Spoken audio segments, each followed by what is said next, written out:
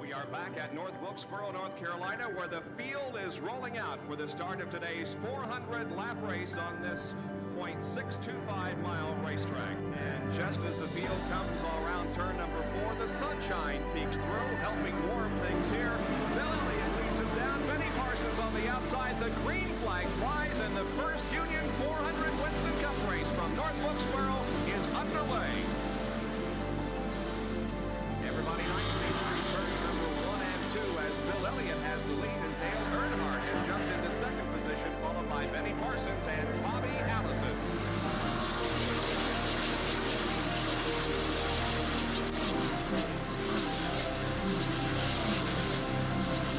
Oh, here we go. It's just about to go away. They bump coming out of turn 4. Earnhardt gets the lead. We had just heard from our spotters that Neil Bond.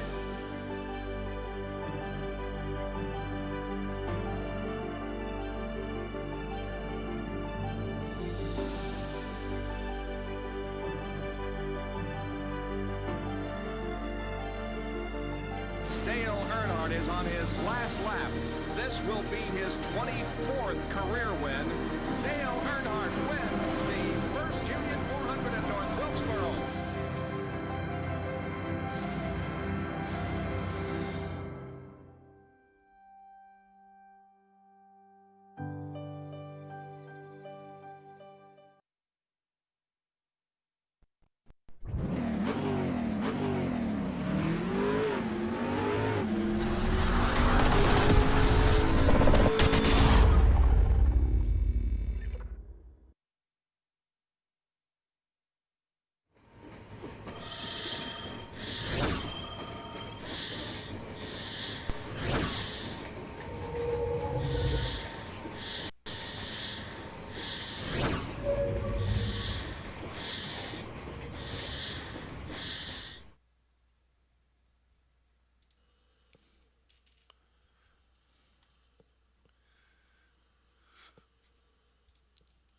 Good evening, folks. Welcome to Short Shift Broadcasting's special event here tonight at North Wilkesboro Speedway.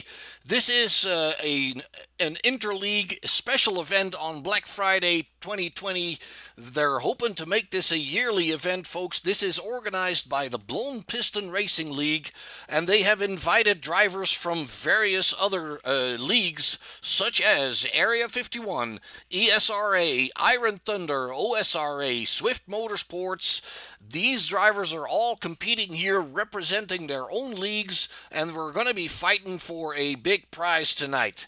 Now, as you can imagine, we have a bunch of guys that are interested in this, so we have a lot of drivers entering, and that means that we're going to be doing 2 heat races simultaneously.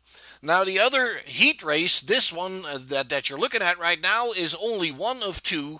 The other one is live covered by Signature Esports on YouTube as well. So if you don't see your favorite driver here, you want to go and check on your favorite driver in that other heat race, go and sign up, check out Signature Esports on Facebook and YouTube. All right, so we have, it looks like 25 drivers here for this heat race. So how is all this going to work tonight? So we're going to do heat races, as said, simultaneously. There are 2 groups of 25. During qualifying for this heat race, the first 10 drivers will automatically qualify for that heat race. The heat race itself will, the first 10 qualifiers will qualify themselves for the feature. The heat races will be 50 laps, and another 21 drivers will qualify themselves for the feature race. So the feature race after this, these heat races are 50 laps. The feature race will be 250 laps, and we'll be going to a separate iRacing session for that, but we're going to stay live with you. We'll just take a short break between these 2 parts of the event. So that break is probably, I would doubt it's going to be more than 15 minutes, maybe 20 minutes or so, but it won't take that long. So hopefully we can keep you entertained here all night long. We are expecting to be with you for about 3 to 4 hours for this full event, and that brings us to what the prizes are. The prizes are, for the winner of this first event, is a 2-year iRacing subscription. Second place driver will get a 1-year iRacing subscription, and third place is going to go home with $30. That is still not a very bad price. All right, folks, let's see what else we can tell you. We have a car that we are not normally driving in these leagues. We are driving the ARCA Chevrolet Impala. The Impala has a 358 cubic inch engine. 5.8 liters is the equivalent for you Europeans out there.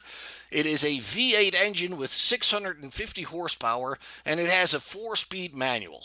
The drivers can change whatever they want on this car. This is an open setup race. That means that the drivers can actually change everything from shock absorbers, suspension camber settings, shock absorber settings, anti-roll bars, you name it. They can change anything to their liking, so it is up to them to make that car work as good as they can get it.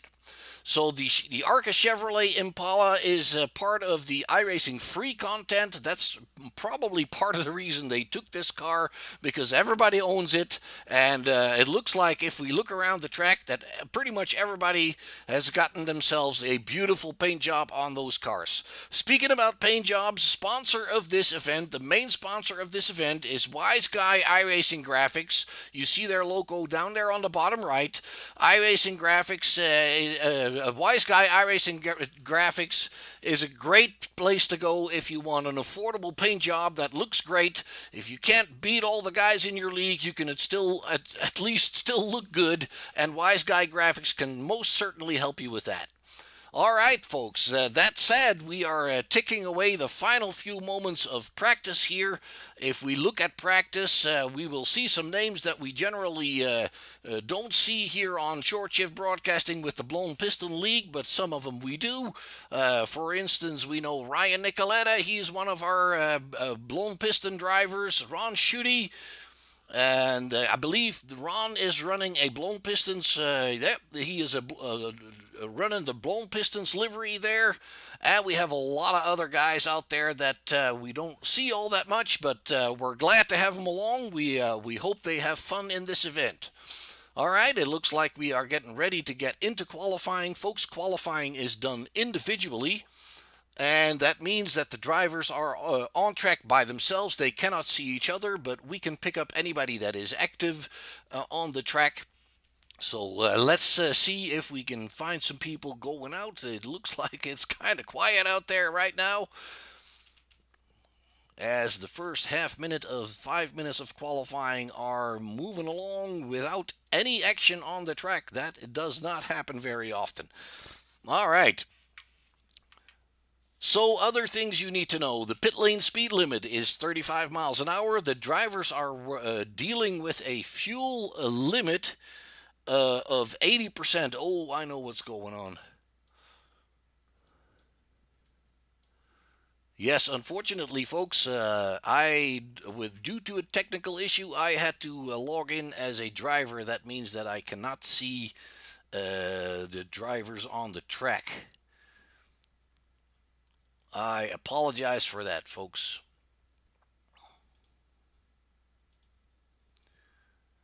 So bear with me here through qualifying. I apologize once again. We cannot show you the drivers on track, but on the top left of your screen, you can at least see the drivers putting in their times. They get 2 qualifying laps, and as said, folks, the first 10 drivers qualify themselves. They lock themselves in, and then the heat race will lock in another 21 drivers into the feature race. We have 15 drivers already setting a time here, with Andrew Moore Jr. in the number 23 car, looking to be on the provisional pole, with Maxwell Caldwell in second, Jim Brooks in third, Kevin Nicoletta, and then David Evans, Anthony Thitchner. I hope I pronounced his name correctly. Ryan Nicoletta, Kyle Dean, Roy Grand.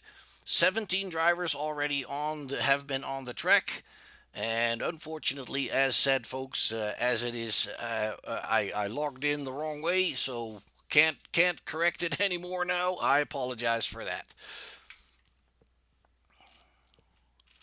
Halfway through qualifying already. And let's see, we have Justin Gahn, currently the quickest driver on the track, 17.309. Kevin Nicoletta pushing himself up there in second position. And note on the top right of your screen, folks, you will see all the leagues logos passing by. Those are the leagues that are being represented here tonight. OSRA, said Area 51, ESRA, Iron Thunder, Swift Motorsports, and Area 51.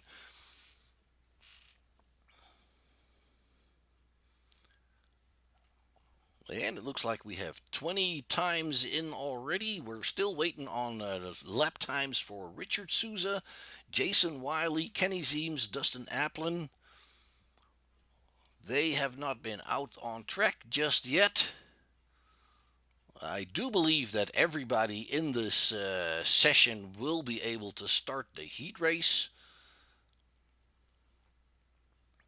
And the heat race will be 50 laps, folks, and during that 50-lap heat race, the yellow laps will not count. Now, to warn you a little bit beforehand, the scoring on the left side of your screen may show a little bit confusing when those yellow laps are not counted, and that is something that unfortunately we can't do anything about, because it is really made for yellow laps being counted, but we'll talk you through it, and we'll make sure we get it all figured out here tonight. Beautiful night tonight here in North Wilkesboro.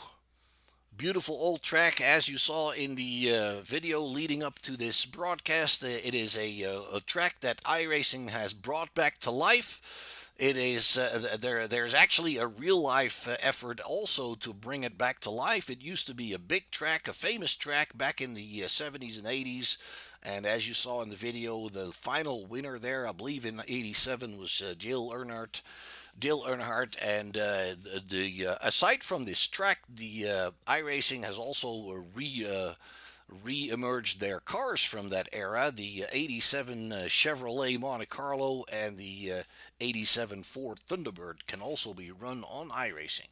All right, folks, there we have. Your qualifying is in, and again, I apologize for the the fact that we couldn't see anybody, but there we are going racing, folks. We have one car on track already. There you have the grid in front of you. It is Jason Branch that is actually the quickest, the first driver on the grid here. Ryan Nicoletta, Kyle Dean, Roy Grant on the second row, Andrew Paleschi and Russell Peets on the third, Ken Zeems, Ron Schutte on the fourth row, Michael Spell and Jeremy Fear on the fifth row, Todd Merkel and Ken Zeems on the sixth. Then we have not me, I'm not in there. My name is Mark Bruning. Dustin Applin, Jason Wiley, and Richard Souza are rounding out the 16 drivers that will be running the 50-lap heat race here tonight. As said, the first 10 drivers are locked into the feature. They do not have to start this race. All right, folks, we are getting ready for 50 laps of racing here at North Wilkesboro.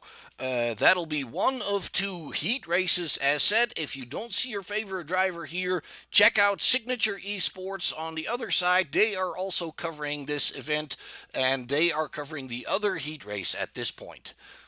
So Jason Branch able here to get a good start, hopefully, and it'll be Ryan Nicoletta, his blown Pistons fellow competitor there alongside him.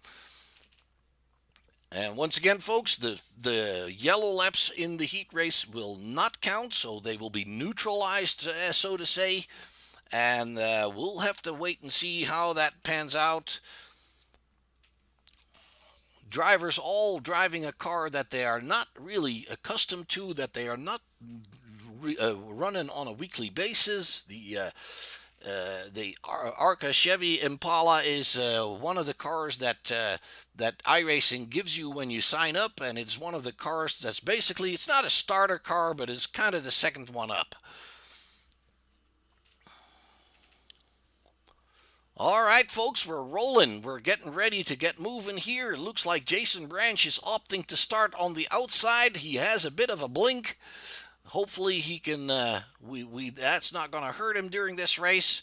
We have Roy Grant and Kyle Dean on the second row and Andrew Paleschi, Ron Schutte on the third. It looks like we only have 11 drivers in the race. I don't see Russell Peets, Kenny Zeems, Dusty Applin, and Richard Souza are not here.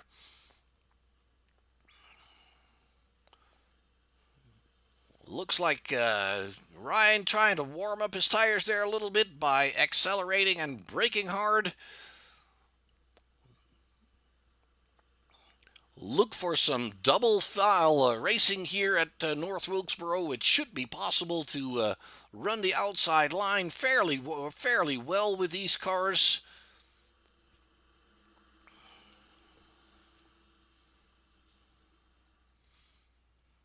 Two warm-up laps on short tracks like these.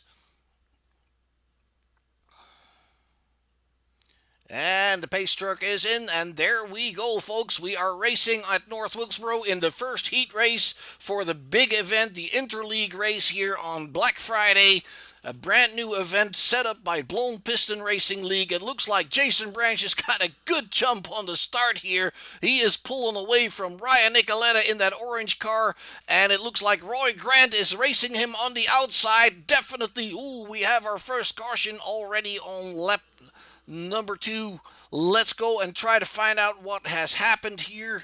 Oh, it doesn't look like that is working.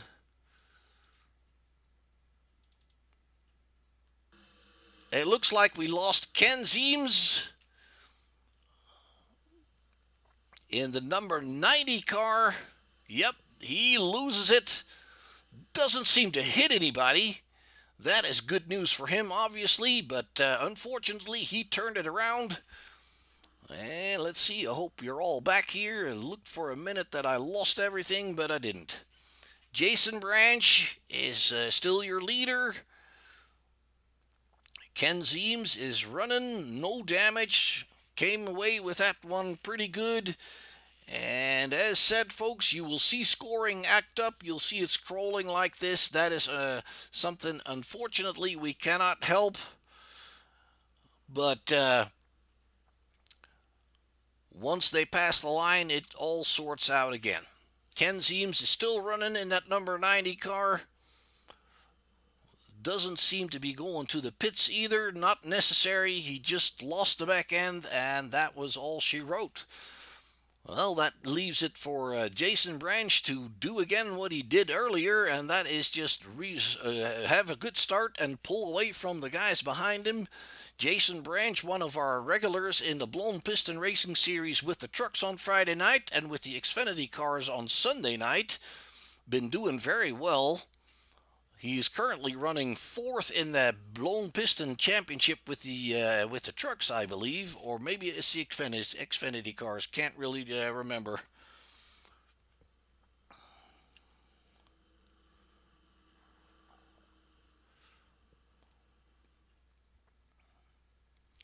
And Ryan Nicoletta, also one of our regular. Kyle Dean.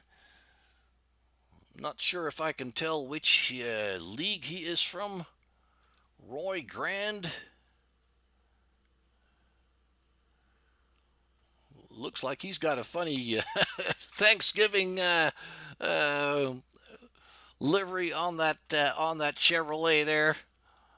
There we have Andrew Paleschi in the number 28, in the number 82. I apologize. The 28th is Ron Schutte in the Blown Piston livery, just like Jason Branch. There we have Jeremy Freer.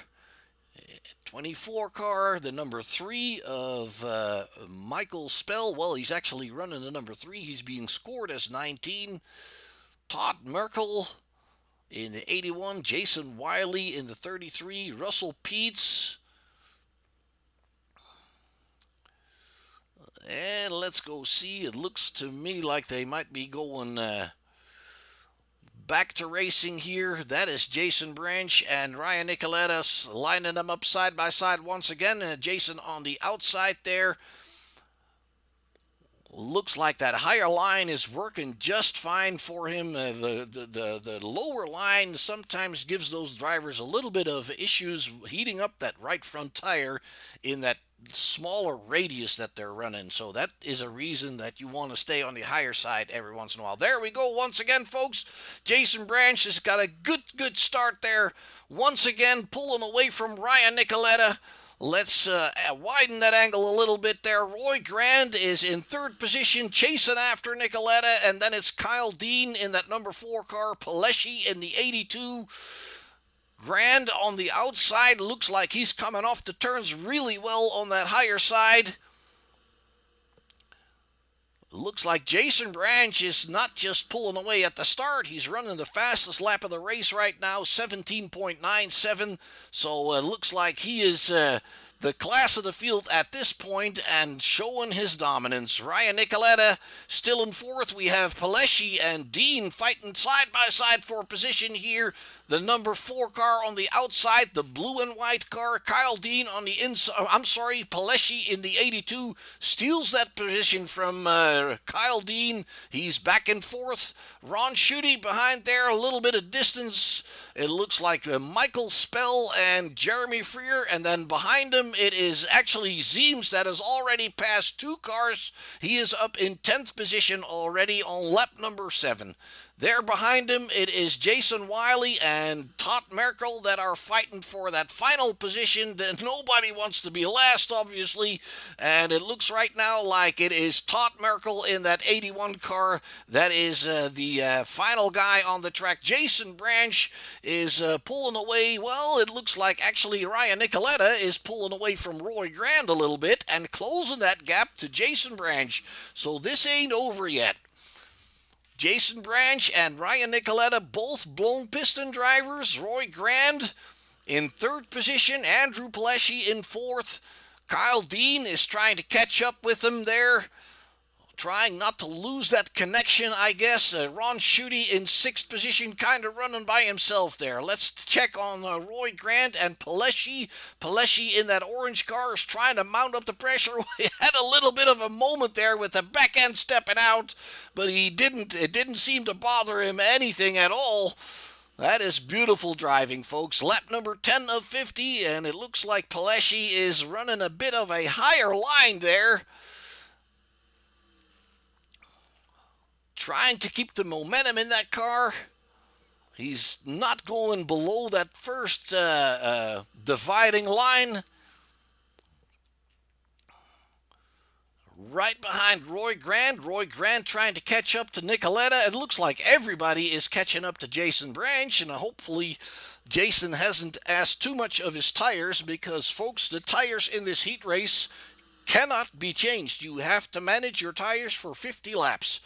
It'll be different in the heat race when they have 4 sets in total for 250 laps, but in this 50-lap heat race, they are not allowed to get new rubber. So they have to make do with what they got, and that really means that if you ask too much of your rubber in the beginning of the race, you're going to be called on it later on. And let's go and check a little bit further back in the field. We still have Jeremy Freer in the 24 car being chased by Russell Peets in the 191. And Wiley is close behind Merkel there. Let's go bring her up back to the front, because things are closing up once again. Ryan Nicoletta is closing in on Jason Branch. Obviously, it's all about bragging rights in these heat races. When you're up front, you don't want to take too much risk. It looks like the 18 car of the 82 car of Peleschi is coming to the inside and stealing that third position. Although Grant comes off of that higher line really well.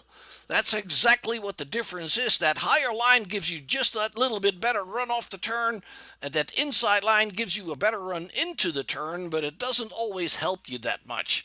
And you run the risk of overheating that right front tire, and it looks like Peleschi is now bringing it into the third position and trying not to go too low, but he's not as high as Roy Grant. Quite a difference in driving line that the guys are taking here. All right, let's go check on Russell Peets. He's still working on Jeremy Freer. He's not quite close enough to be doing anything meaningful, and the same is true for Jason Wiley. Ryan Nicoletta is showing himself to Jason Branch there, going offline a little bit and making sure that Jason is paying attention, because Peleschi is closing in on him as well. This is going to be a 3-way battle for the lead if Branch doesn't watch it.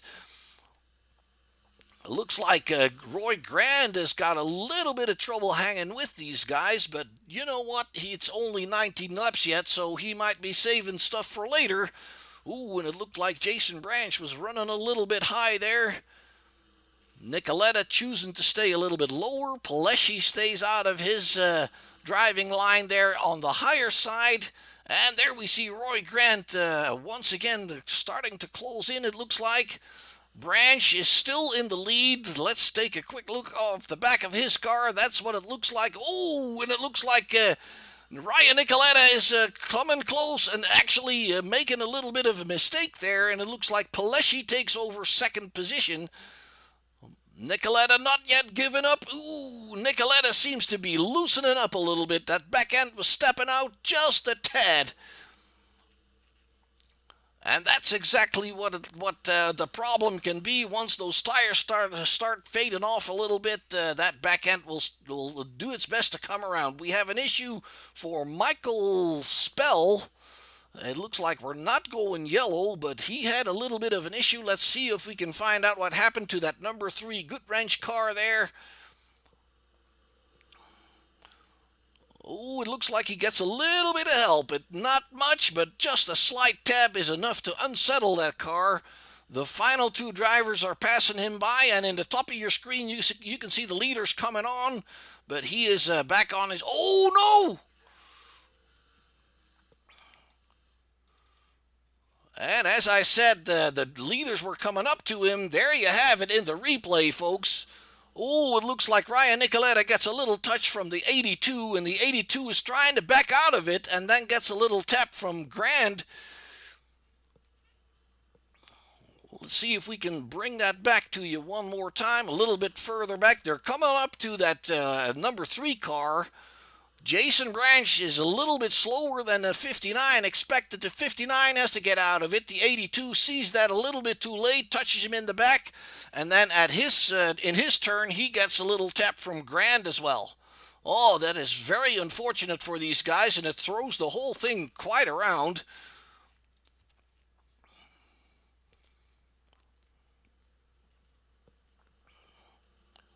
All right, let's bring up the... let's see if we can check on who the lucky dog will be. The number 3 will get waved around anyway because he's in front of the leader behind the pace car.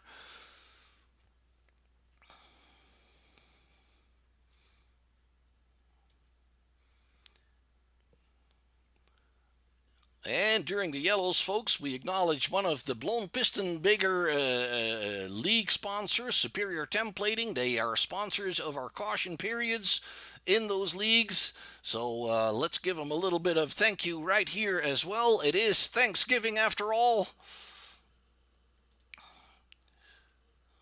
And I'm trying to make sure that I don't miss who the lucky dog will be. I don't see anybody taking that yet.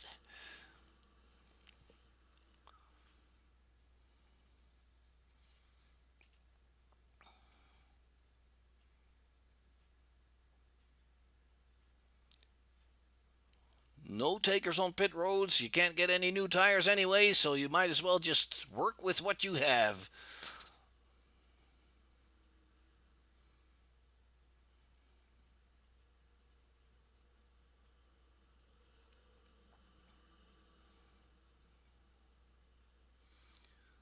All right, well, I don't believe we did get a lucky dog, folks. It's Jason Wiley that is actually the hardest charger in the field, and he is 8 positions up from the start. Blown Piston Racing League has a sponsor for the hardest charger award in their series. I'm not sure if they're sponsoring this one, but it doesn't hurt to mention them because Blown Piston, after all, is the one setting this all up here.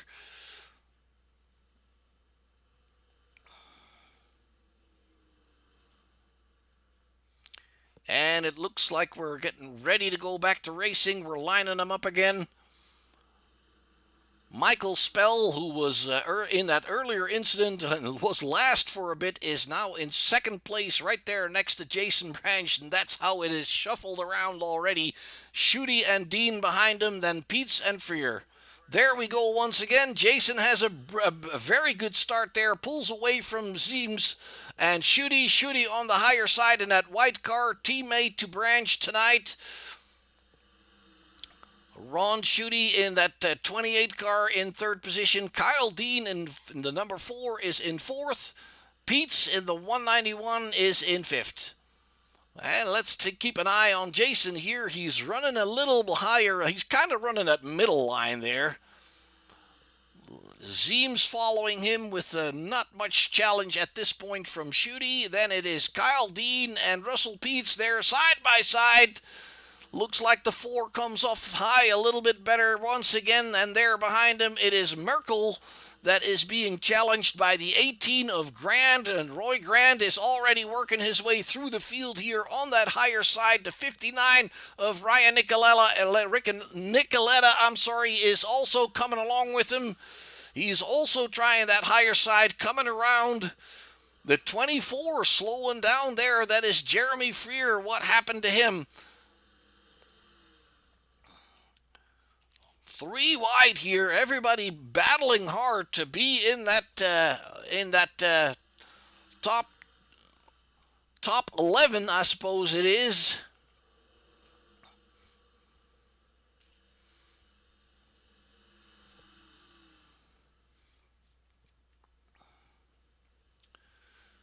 Branch still leading, Zeems still second. Ron Schutte now starting to challenge Ken Zeems.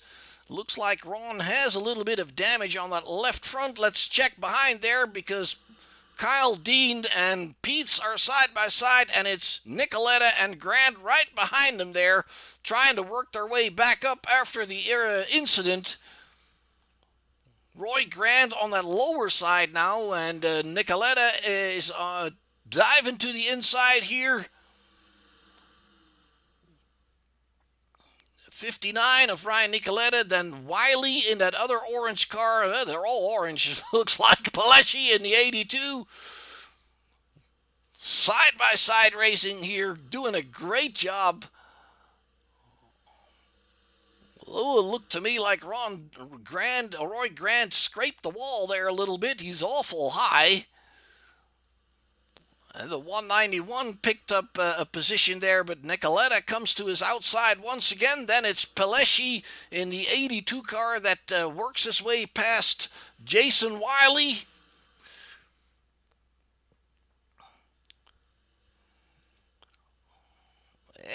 And it looks like Nicoletta and Grant have taken the lead of that second group here.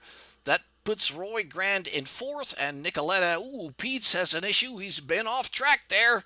Let's see what happens to him. He gets a little tap in the back from the 82. He saves it beautifully. We do go into caution as of right now. Let's see what cost that. That was Jeremy Freer. Jeremy Freer bounces off the wall there. And then he gets a tap in the back from the 24. That is the Jeremy Freer. Jeremy runs into Kyle Dean, missing his turn-in point, it looks like. Let's bring that back for you one more time, folks. The 24 just gets into that turn a little bit too hot, gets on the curbing, and then loses control, runs into the 4, and then unfortunately the 4 is being run into by the 191 of Russell Peets, and he looks like he's got quite extensive damage there, so let's keep an eye out. And yes, indeed, he is going to pit road. He will have to have that car fixed.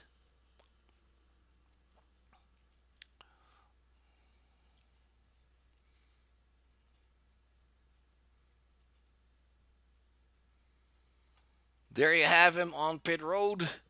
They do have one fast repair for this heat race.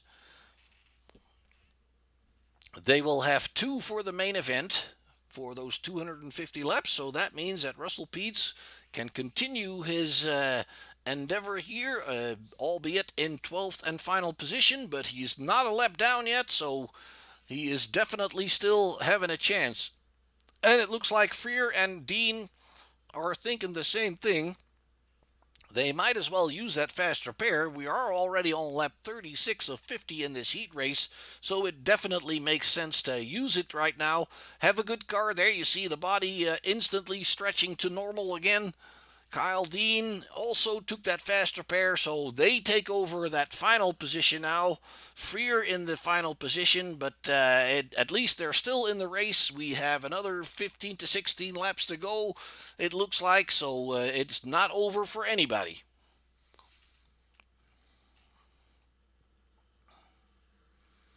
Jason Branch been leading since the drop of the green flag. He's doing a fantastic job.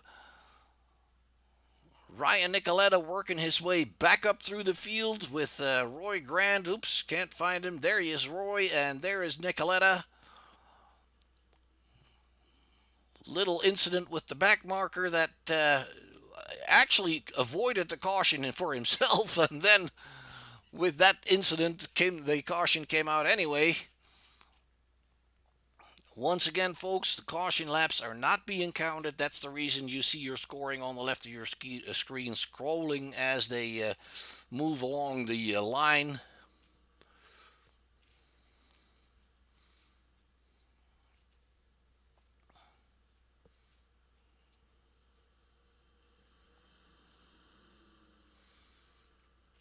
And once again, let's acknowledge the sponsor in the Blown Piston series, the guys that set this all up.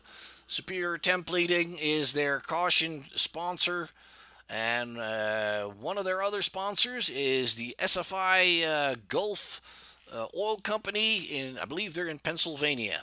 We're getting ready to go back to racing here. Jason Branch has another good start here. It's Ron Schutte that jumps into second place, and Roy Grand is already up into third. Ken Zeems looks like he just kind of dropped the ball on that restart there. The 82 of Pleshy is on his outside, and Nicoletta on his rear bumper there. Roy Grand is back into the front of the field where he came from, so Ron Schutte's got his hands full on him now. Pleshy on the back bumper. It looks like the 28 is getting a little loose. It looks like that back end is trying to step out, and he does have some damage. He didn't go into the pits. He didn't want to give up his track position, which is very understandable, but it looks like he's coming under pressure. Pleshy behind him. And the 90 of Ken Zeems trying to fight back as well there on that inside line. Ooh, that 28 is loose. Let's ride along here real quickly with Ron Schutte in that number 28 car. You can see a little bit of damage on the left side of that hood there. And it looks like he's got it under control fairly well. There you have him, a little bit crumbled up there on the left front. Pleshy leading Nicoletta behind him. Ooh, the 28 now going fairly wide, and Pleshy coming to his inside. Starting to challenge. Oh, touch again. Looked like it could have been netcode. I'm not really sure, but yeah, that was to be expected, obviously. Let's go and see what happened there. Ron Schutte getting in trouble here. It looks like they didn't really touch. It was netcode. Netcode, folks, is the explanation for the fact that iRacing thinks that the cars are going to touch, but they don't actually touch, but it responds as if they do. What you see in the aftermath of this, folks, is what bothers me a little bit more. Here he gets a touch, can't save the car, he's into the wall, and then he gets too much on the gas, spins the car around, and spins in front of other drivers, and that is something that we all need to start being careful for, because there's no point in ruining other people's race.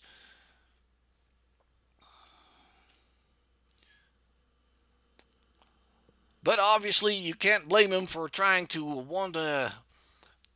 get going as quick as he can. You just have to be a little bit careful that you don't spin it around in the process. We have Peets and Schutte and Spell all on pit road. It looks like they all taken their fast repair. Peets is still standing there, and it looks like trouble might be a little bit bigger for him. Zeems is also coming down pit road. Not sure if he had damage in this situation.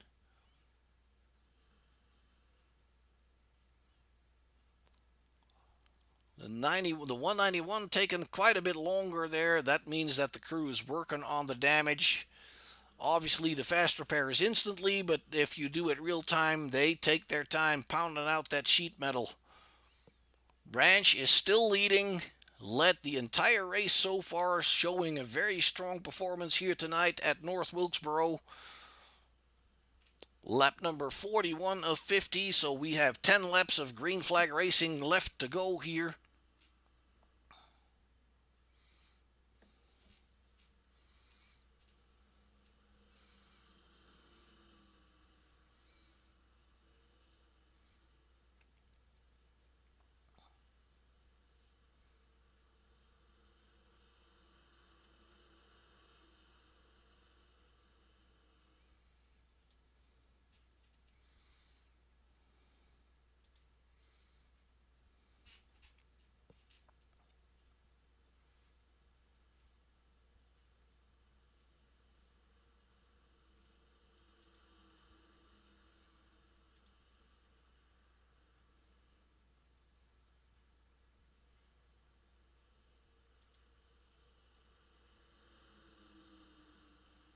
And it looks like the lights on the pace car have been turned off. It's a little hard to see, actually.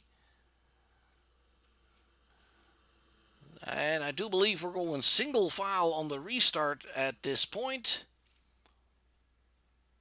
Peets is still on pit road, and Zeems is still on pit road. They are losing quite a bit of time here, and it doesn't look like they're going back. And then it's once again Jason Branch that pulls away from the rest of the pack. Roy Grant in second position. Palishi behind him there in that orange car. Then it's Ryan Nicoletta in the number 59 orange machine. Jason Wiley also in orange. It's a lucky color here tonight for sure. Ted Merkel is giving him a hard time in that 81 machine. He is actually picking up fifth position, being followed there by Kyle Dean on the inside. Kyle is also passing Wiley. So these guys had a pretty good run on that restart. Absolutely. Ooh, Jason Branch was going a little bit close to the wall there. I hope he didn't scrape it. Grand is still behind him. Paleshi, Nicoletta. Michael Spell is in the 19 car, in the 3 car, put a pass on Freer. They are in 8th and 9th position. And it does look like Peets and Zeems have called it a race here in this heat race. Let's check on Merkel. He is pulling away from Wiley a little bit, but he's lost touch with Ryan Nicoletta. Roy Grand is definitely closing in on Branch, and he's got Paleshi to worry about behind him. Lap number 46, folks. 5 more laps to go in this heat race. Jason Branch showing a dominant performance here. Grand on that higher side has a good run off the turn. Ryan Nicoletta in 4th, hanging with him barely. And then Merkel and Wiley are a little bit further behind. Roy Grand and Paleshi still at it for that second position. It looks like they're also starting to pound a little bit of pressure on Jason Branch. But it looks to me like Jason's got a pretty good car, good setup on that machine. Grand is starting to pound up the pressure for sure in these final laps here. Yeah, he's coming to the inside. Can he steal that position away there? Branch a little bit loose coming into the turn. And he's still on that higher side. He's getting the white flag as we speak. One more lap to go here for the heat race. Jason Branch still in the lead.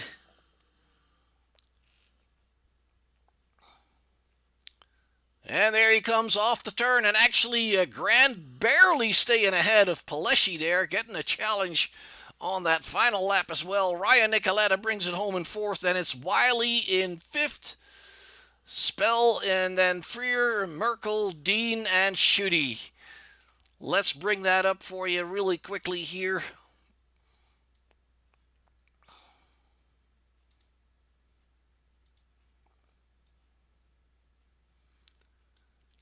Jason Branch wins that first heat race. Let's go and see if I can find him.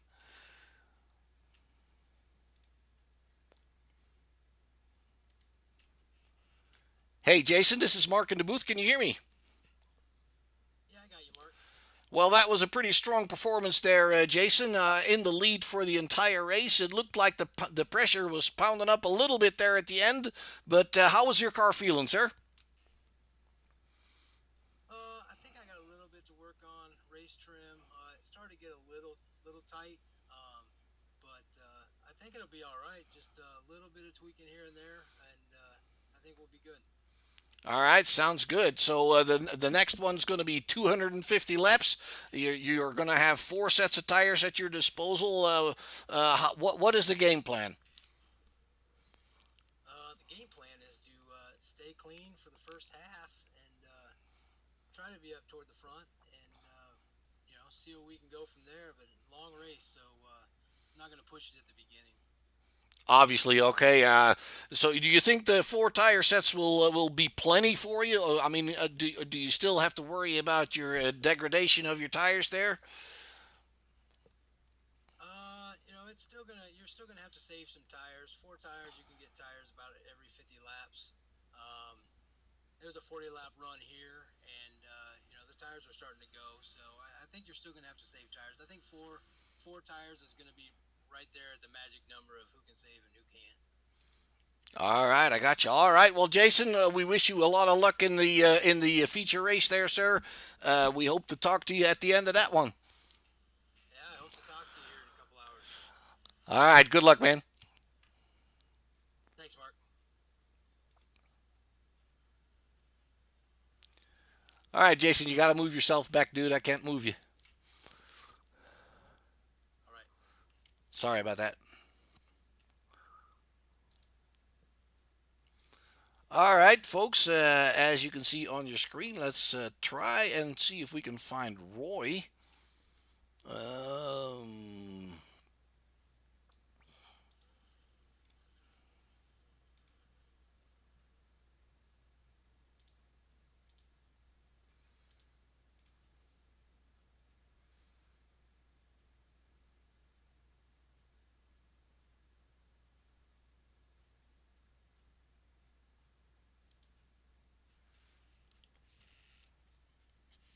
and it doesn't look like I can get to Roy. He is an Area 51 driver. He has his mic off. And let's see, we have Pelishi.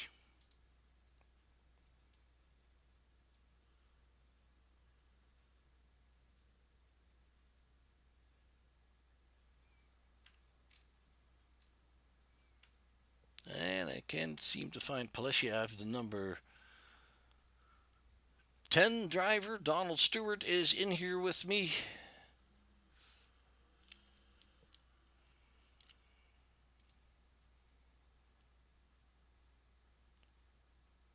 Hey, Donald, this is Mark. What's up, man?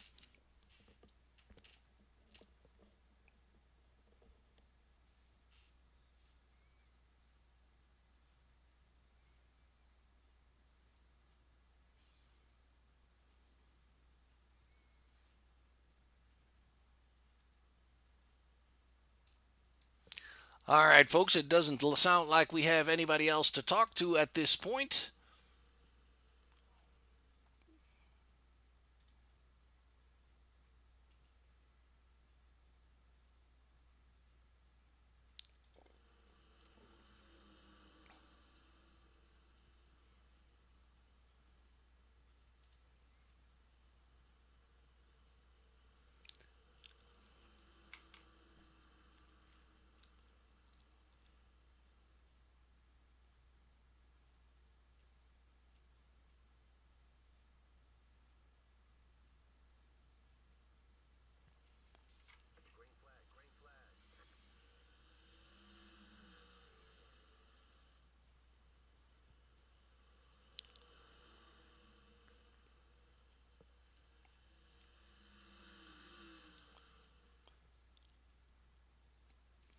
All right, folks. We're going to take a short break, and we will be back for practice at 10:30 Eastern Standard Time.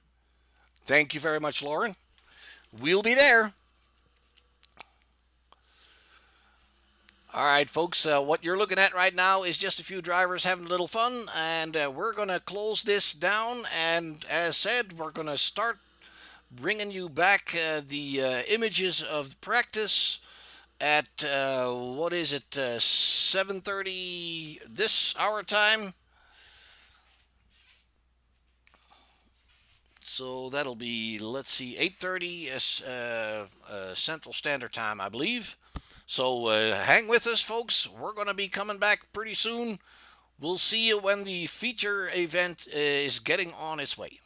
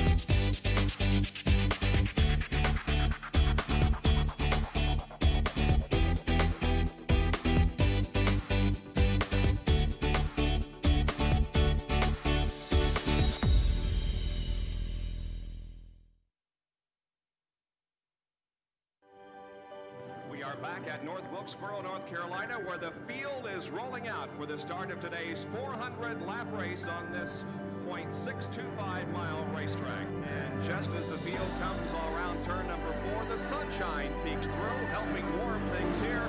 Bill Elliott leads him down. Benny Parsons on the outside. The green flag flies, and the first Union 400 Winston Cup race from North Wilkesboro is underway.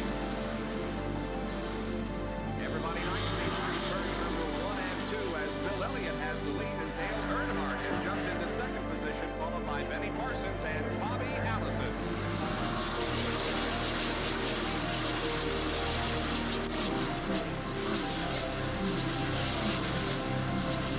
Oh, here we go. It's just about to go away. They bump coming out of turn 4. Earnhardt gets the lead.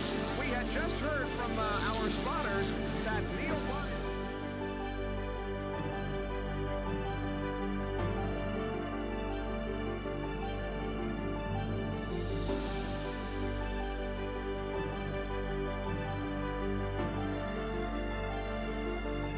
Dale Earnhardt is on his last lap.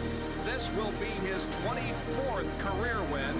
Dale Earnhardt wins the first Union 400 at North Wilkesboro.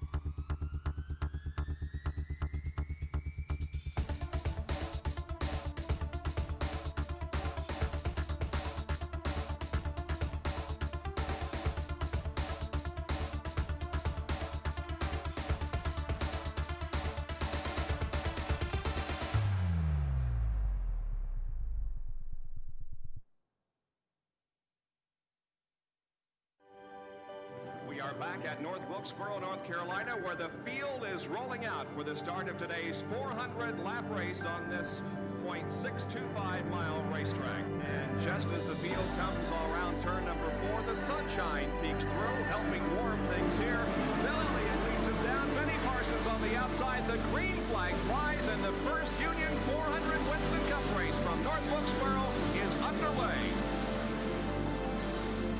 Everybody nicely through turns number 1 and 2 as Bill Elliott has the lead and Dale Earnhardt has jumped into second position, followed by Benny Parsons and Bobby Allison.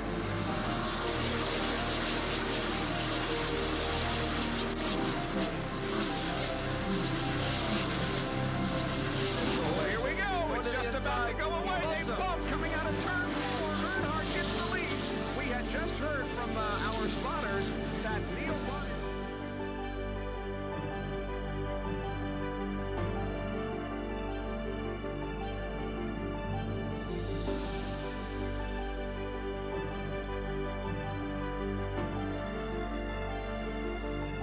Dale Earnhardt is on his last lap.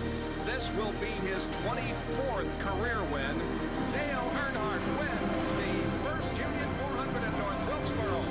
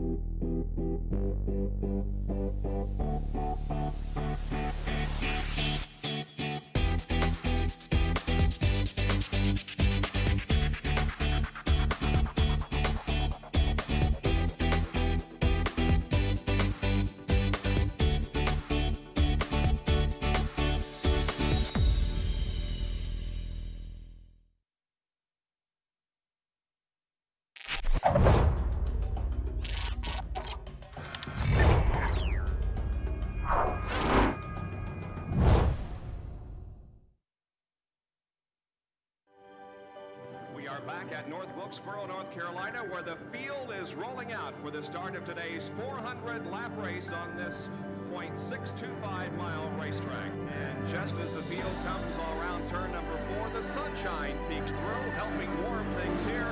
Bill Elliott leads him down. Benny Parsons on the outside. The green flag flies, and the first Union 400 Winston Cup race from North Wilkesboro is underway. Everybody nicely through turns number 1 and 2 as Bill Elliott has the lead and Dale Earnhardt has jumped into second position, followed by Benny Parsons and Bobby Allison.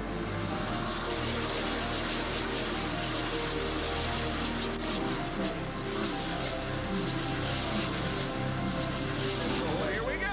It's just about to go away. They bump coming out of turn 4. Earnhardt gets the lead.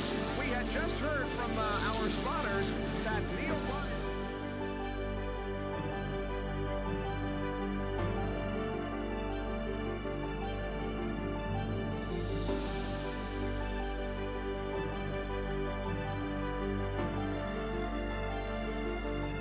Dale Earnhardt is on his last lap.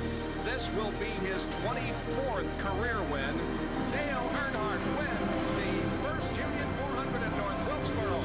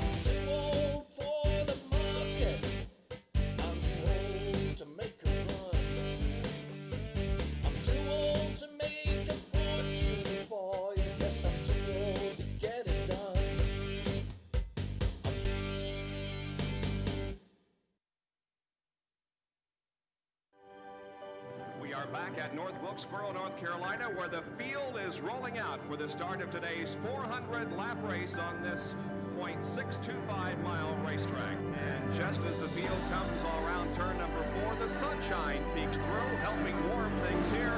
Bill Elliott leads him down. Benny Parsons on the outside. The green flag flies, and the first Union 400 Winston Cup race from North Wilkesboro is underway. Everybody nicely through turns number 1 and 2 as Bill Elliott has the lead, and Dale Earnhardt has jumped into second position, followed by Benny Parsons and Bobby Allison.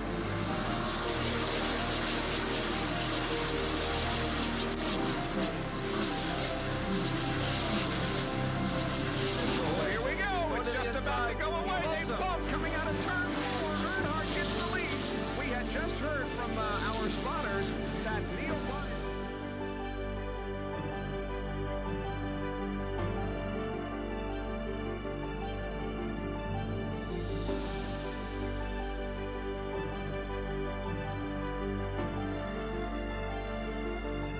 Dale Earnhardt is on his last lap. This will be his 24th career win. Dale Earnhardt wins the first Union 400 at North Wilkesboro.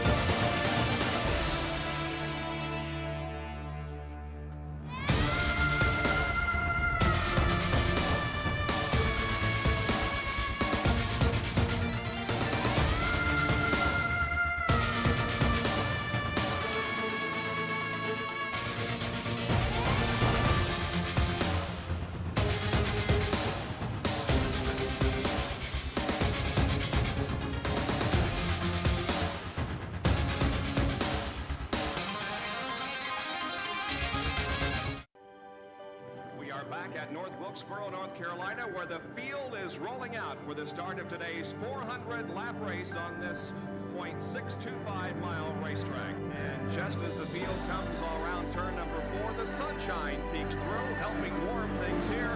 Bill Elliott leads it down. Benny Parsons on the outside. The green flag flies, and the first Union 400 Winston Cup race from North Wilkesboro is underway.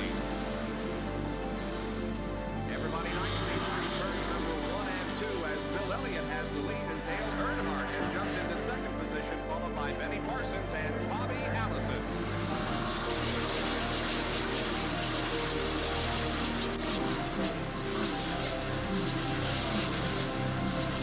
So here we go. It's just about to go away. They both coming out of turn 4. Earnhardt gets the lead. We had just heard from our spotters that Neil Ryan.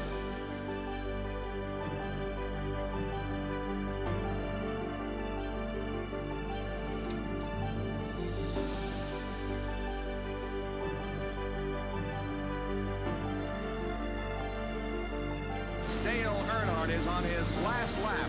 This will be his 24th career win. Dale Earnhardt wins the first Union 400 at North Wilkesboro.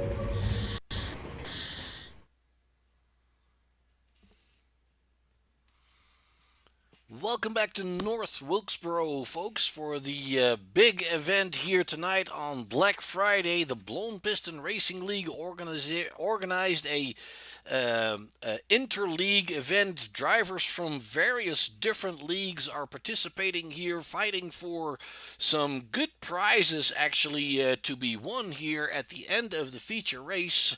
So we're looking at a beautiful event here at the North Wilkesboro Speedway. A short track, a half a mile long, and a track that is currently not operational. It has been brought back to life by iRacing, scanned the original track, and they brought it back to life here together with actually the 87 cars that were running on it. We are not running the 87 cars. We are running the ARCA car, and we're having, as said, drivers from various leagues are competing for this, I guess, a bragging rights event here at Black Friday. It is currently 77 degrees Fahrenheit. There is a little bit of wind on the track, as you can see there. The track temperature is 102 degrees Fahrenheit, which makes for a fairly hot track that could lead to some slippery conditions here in North Wilkesboro, and we've seen during practice that several drivers are having quite a bit of trouble of keeping that nose pointing forward. The back end comes around quite easy for these drivers. So let's give you a little bit of an overview of the current practice times that we're looking at. We are let's get some racing sound there. We like engines, we like noise. Sorry about that. And what looks like Justin Gahn currently is the quickest driver in the number 30 car. We have 44 drivers transfer from those heat races we did earlier tonight. We showed you one of them, and our friends at Signature Esports showed people the other, and we're going to go take these 44 drivers and see if they all can qualify for the main event. What we're going to do tonight is we're going to run 2 qualifying laps. The first 35 qualifiers will lock themselves into the feature. Then we're going to do a heat race to fill the final spots, and that'll be 7 spots that are up for grabs. So at the end of the day, we're going to send a few drivers home. And once we have those, let's see, 43 drivers into the race. No, 42 actually into the race. Then we're going to start the 250 lap feature. Now, for this race, the drivers have an open setup. That means that they are allowed to tune their car, to fine tune their cars. They can change their suspensions. They can change their springs. They can change their gearing if they want to. They can change camber, caster, and all that good stuff to try and make those cars behave the way they would like them to. For the feature race, they will have 2 fast repairs. Fast repairs is a feature on iRacing that allows you to instantly repair your car completely. All the damage to suspensions, engines, bodywork, whatnot will be fixed instantly, and that is kind of a way to keep people competitive if they are the victim of a mishap. They got 2 of those for the 250 laps. That sounds like a lot, but it's not on a short track like this. I can guarantee you that. Uh, let's see. They got 4 sets of tires to play with, so they can only change tires 3 times during the race. And that is also something that is intended to make sure that these drivers need to manage their tires. You cannot go all out on a set of tires for as much as you want and then go into the pits and get new ones again. You have to make do with only 4 sets of tires. So that is going to be another aspect in this race. All right, so once again, folks, the Blown Piston Racing League has set this up. The main sponsor for the race, we acknowledge their support, is Wise Guy iRacing Graphics. See their logo on the bottom right? Those are the go-to people for you if you have a car that needs painting. If you can't be on top in your league, you can always be the prettiest, and it definitely livens things up. If we see the beautiful artwork sometimes on these cars, I can definitely appreciate all that. So thanks very much to Wise Guy iRacing Graphics for doing that. They sponsor the race. They have done a lot of paints that we see on some of these cars. So kudos to them. On the top right of your screen, you can see the logos of the various leagues coming by. Blown Piston is participating. Area 51 is participating. ESRA is participating. There's guys here from Iron Thunder, from OSRA, from Shift Motorsports, and once again, folks, our friends at Signature Esports TV are also broadcasting this race in a joint venture tonight between Short Shift and Signature. They did the other heat race that we had earlier this evening, and the main event is going to be on both our channels. The final moments of practice are ticking away, folks. We are going to be doing qualifying here shortly. There is actually some good stuff to be won at the end of the feature race, folks. The winner of the race will get a 2-year iRacing subscription. So that's a pretty good prize to take home. The second place finisher will get a 1-year iRacing prescription for himself, and then third place driver will take home $30, so he can go celebrate on basically on the cost of the sponsors of the race. So that is something to work for.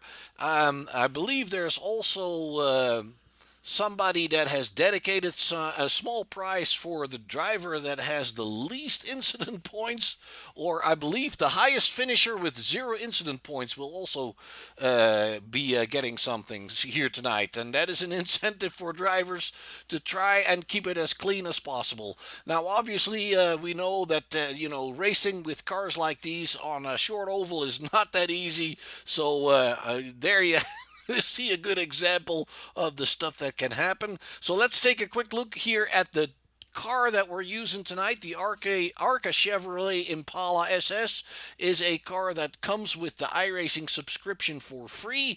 It is one of the starter cars if you enjoy the NASCAR style racing. It is a car with a 358 cubic inch V8 engine. For the Europeans among us, that is 5.8 liters, so it's a pretty big engine. 650 horsepower. It's got a 4-speed manual transmission. All right, folks, it looks like we're getting ready to get into qualifying. And as said, we have 44 entries for the race here tonight. Qualifying is done individually. The drivers each get 2 laps, and they will not see anybody else on the track, but we can pick up anybody that is on track and active at that moment, such as we see here Donald Sadusky. He is one of the first drivers out there on the track getting ready to set a time. There is Ryan Nicoletta, and let's see, we have Jim Thorndike in the number 13 car, Todd Merkel in the 81, Kyle Dean in the number 4. We have Robert Richards in the number 12. Jordan Berry is here tonight, our friend from Canada. And Jeremy Freer is here. Let's see who else we have. We've got some times coming in already, folks. At the top of your screen, you can see that it is actually Todd Cray in the number 2 car that is the quickest so far. And he's already being surpassed there by David Evans. Scott Wise in the number 31 car is running in the 9th position. Let's bring up some lap times on your screen. He's already done his 2 laps. His quickest lap was a 17.591, and that currently keeps him in the top 10. It is Jim Brooks that has actually run the fastest lap so far, the 76 there. And let's see if there's any times coming up. 17.359. That's a pretty good lap. Let's see, we have a driver in trouble here. That is, looks like it is the number 3 of Michael Spell, and that is not actually really trouble. That is just the end of his qualifying session. There's the 26 of Richard Souza. And he finishes up his second lap here with an 18.098096. That was not his quickest lap. That was the first lap. And he puts himself on the 28th position. So once again, folks, 35 drivers will be guaranteed a spot in the feature race. And that currently means that Ron Schutte is the final qualifier for the feature event. For the feature race, I should say. And actually, he's just been pushed out. It looks like Todd Merkel is on the bubble here right now. And we have Russell Harlow getting ready to go out. His paint job says 65, I believe. Yes, indeed. We have Darren Clement. It looks like we actually still have a few guys that need to get their cars on track. Daryl Clement has not set a time yet. Russell Harlow is still waiting there.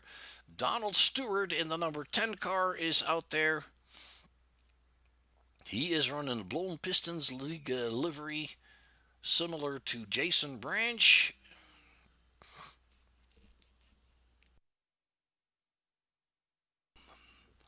And let's see what kind of a time he can set up here.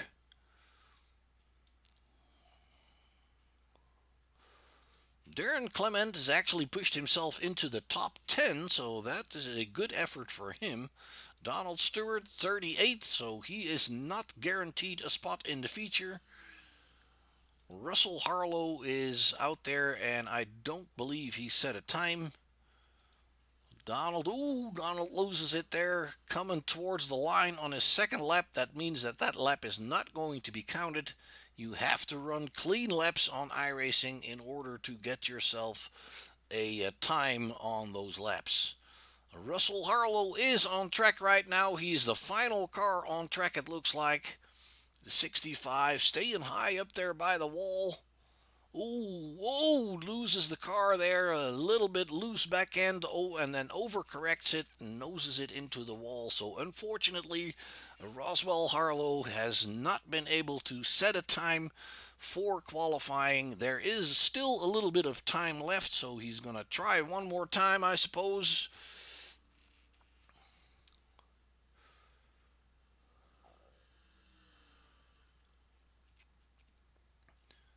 And let me tell you, folks, that the stuff that these guys are doing looks easy from the outside and from your couch. But I mean, in real life, it's not easy. But on a simulator like iRacing, it is definitely not easy either. It looks like Roswell ran out of time there, and qualifying has been finished. We are going to go and run a heat with 9 drivers. So let's see their grid. It is Richard Souza that is on pole for that heat race, and then it's Todd Merkel alongside him. You're looking at his car right there, the 81. Then it's Donald Stewart, Ron Schutte, Jeremy Freer, Ellis Garrett, Roswell Harlow, Jason Followell is the he is not driving, folks. He is the commentator at Signature Esports. Cody Anderson is I'm not sure if he's driving either. We have 7 cars gridded up here. Roswell Harlow being the final one of them. Now, in the previous heat races, we did not count the yellow laps, so I'm fairly sure we're not doing that in this heat race either. And 35, it looks like if we only have 7 starters, then basically they all will go through. It'll just be a matter of deciding in what order they will be gridding up for the final event. So it looks like Cody Anderson is missing. Followell, once again, he is not a driver.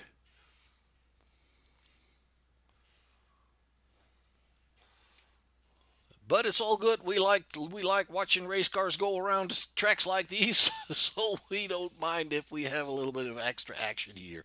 40 laps to decide these 7 drivers' positions for the feature race.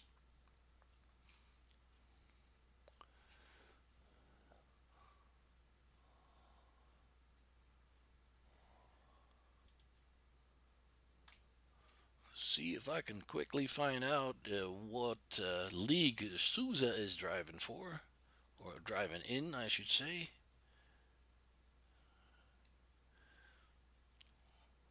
Rick Souza is representing the OSRA League, folks. He is our pole sitter here tonight for the feature race. He is representing OSRA.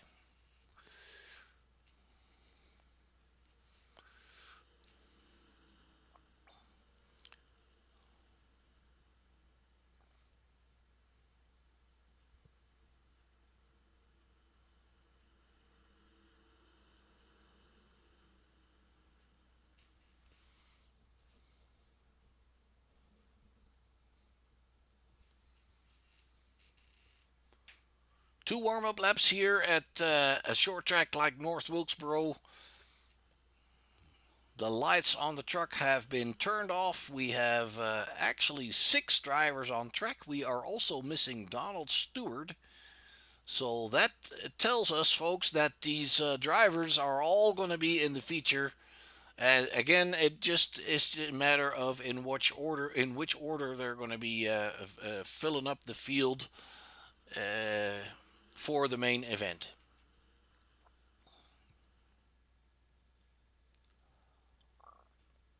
Richard Souza in that 26 Caterpillar car. There we go. The call on the radio is out. We are racing. It looks like Todd Merkel's got a good jump start there. And he is actually slotting into the lead in front of Richard Souza. And he is pulling away like everybody else is standing still. So hopefully he's not abusing those tires already. But he is pulling out. Look at that. He's got quite a lead here. Looking back from his car, you can see that this is looking too easy for him, folks. All right, so Richard is already about 7/10 of a second down. Russell Harlow was also, oh, touch there. Well, Russell has worked his way forward fairly quickly here. He's actually the quickest car on the track, already in second position, starting in sixth. So good job for Russell Harlow here. He is moving. He is definitely moving. Souza now in third. And it looks like Ron Schutte is also getting a little closer to him. One of the blown piston drivers there, as you can see by his livery. Jeremy Freer in the 40 car is in fifth, and Alice Garrett is in sixth position at this point. And as said, folks, Donald Stewart did not take the start. Not sure if there would be a specific reason for that, but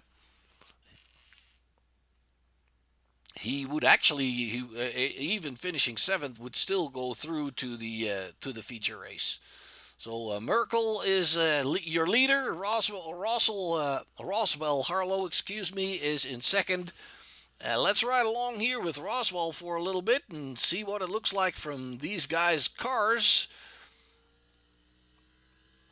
Looks like Harlow is doing a very good job keeping up with Merkel, and Merkel looks like he's in the racing engines, it seems. There you have it, folks. Passing him on the inside. And Harlow has taken the lead in this heat race. Pulling away from Merkel there quite easily, it looks like. Souza is still hanging on to third. Schutte is still in fourth. And Freer is in fifth. Let's give you a little bit more, a wider angle here.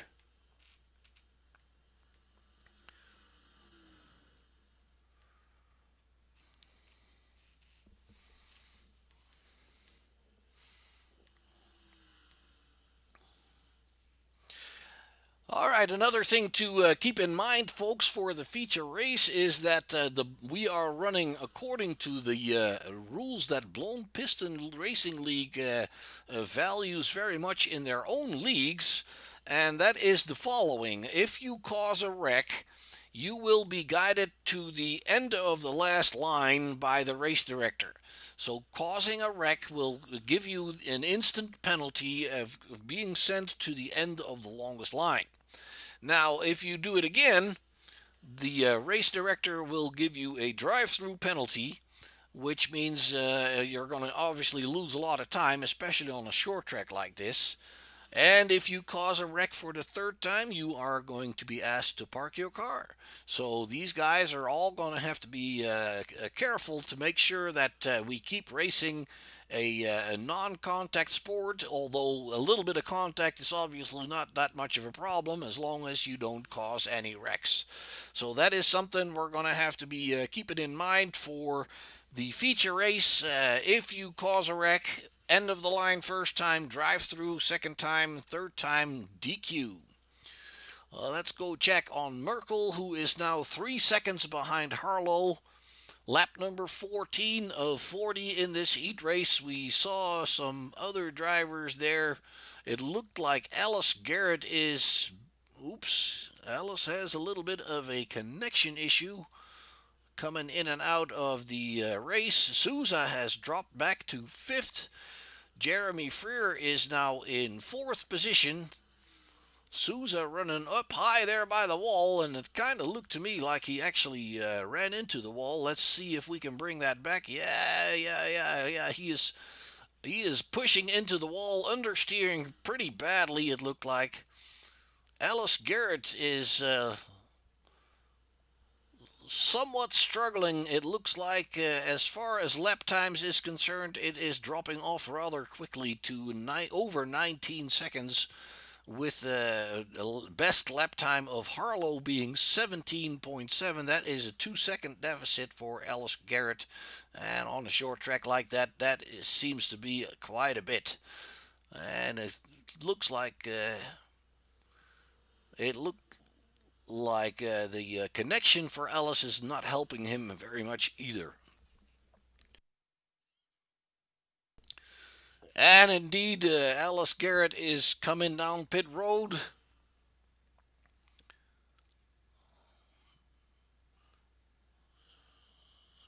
Not sure if he took a fast repair or not, but it looks like he's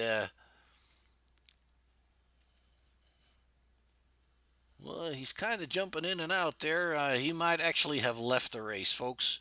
I believe he has left the session. So Harlow is your lone leader here at North Wilkesboro Speedway. He's got 6 seconds on Ron Schutte there in second position. Ron is actually dealing here with Todd Merkel and Jeremy Freer. They're fairly close together, so let's keep an eye on these guys here. See if anything happens. Souza has dropped back even further. He is 5.4 seconds behind Freer. And once again, folks, it is really not all that important. It is all about bragging rights right now, and that is basically it. We're all going to go into the feature race. You can kind of look at it as a warm-up practice for these drivers.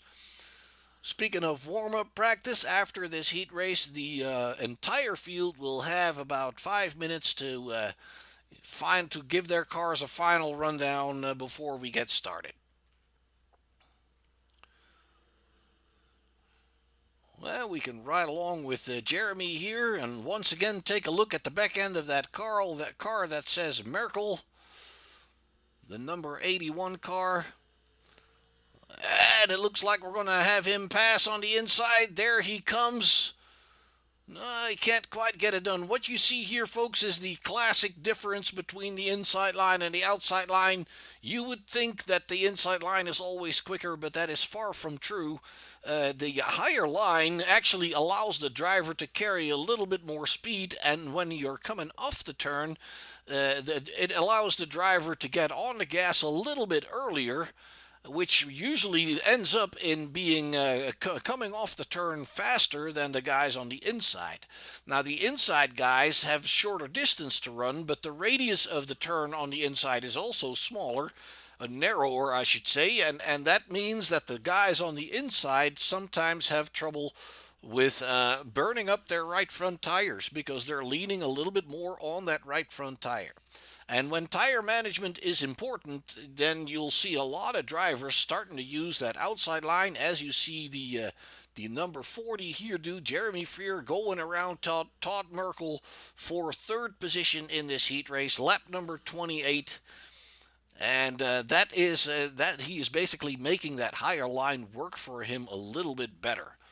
But it's something. I mean, I'm not a regular NASCAR style driver myself, but when I do, it is a little bit against your nature, especially if you come from road courses where you basically always apex the turn in the middle or just past the middle, and it goes a little bit against your nature to stay on that higher line.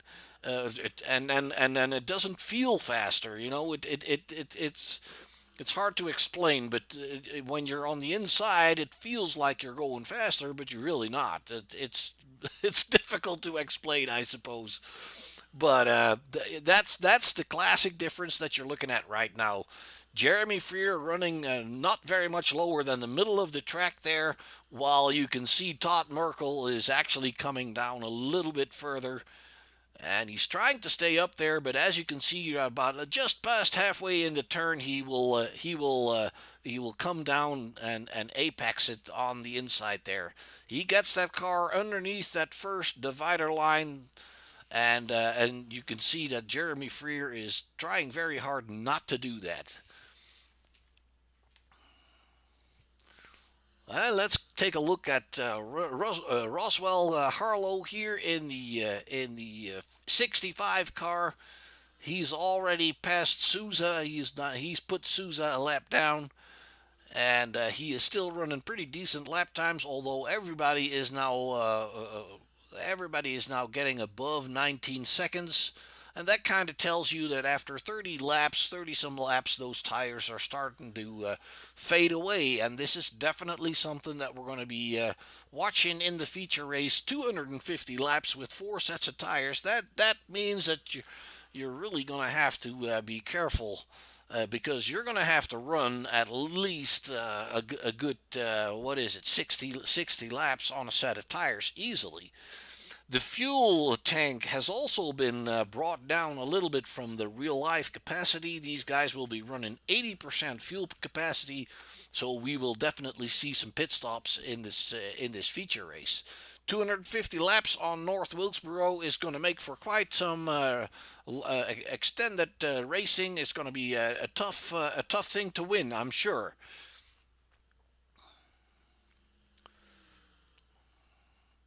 Obviously, with over 40 cars on the track during the feature, we're going to be seeing some incidents, obviously, and it'll be tough for these guys. No matter, you can be quick, but you still have to pass all the traffic.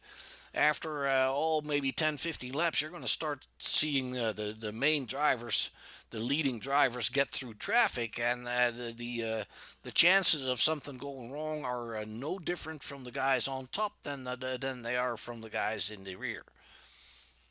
Lap number 38 for Roswell Harlow. Let's go and check on Ron Schutte there in the blown piston livery. He is still in second place. He is almost 10 seconds behind Harlow. Then it is Freer, who is 4 seconds behind Schutte. Todd Merkel, who is almost 2 seconds behind Freer. And then Souza, he's already a lap down on the leaders. He is almost 10 seconds behind Merkel. And as we saw earlier, Ellis Garrett has left the race. There you have it. Roswell Harlow is on his final lap here in the feature. He is going to take home the heat win. It may not mean much, but it's still something you can tell your friends. If you don't do anything else tonight, at least you come home with winning something.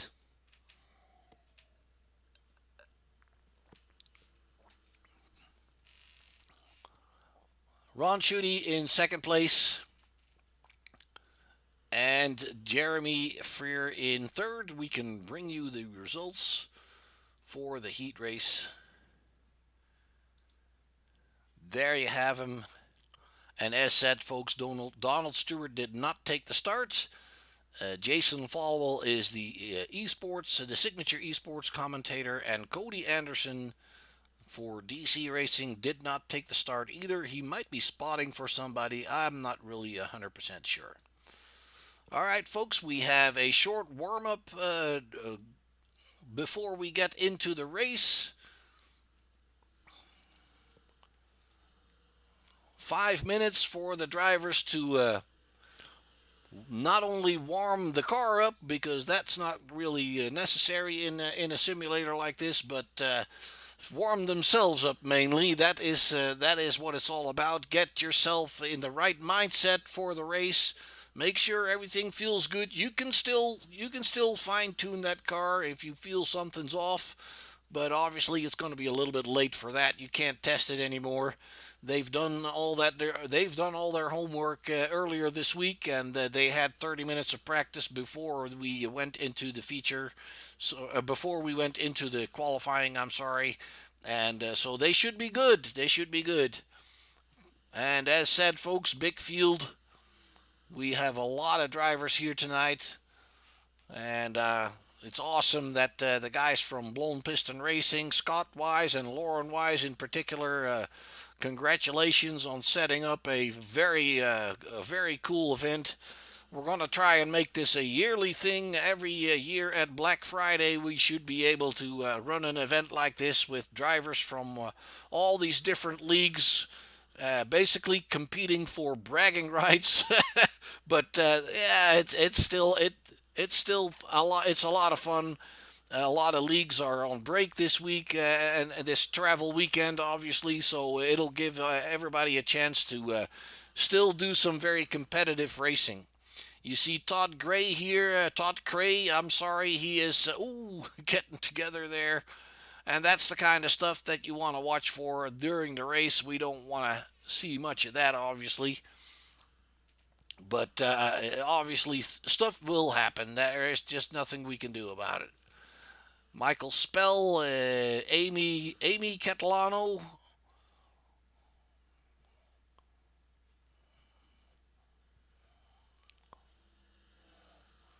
Now that sounds to me like it's a lady, but I've been wrong before, assuming that a name that is often seen for ladies is actually a lady. So I cannot tell you this 100% for sure. Sean Conklin in the 54 car.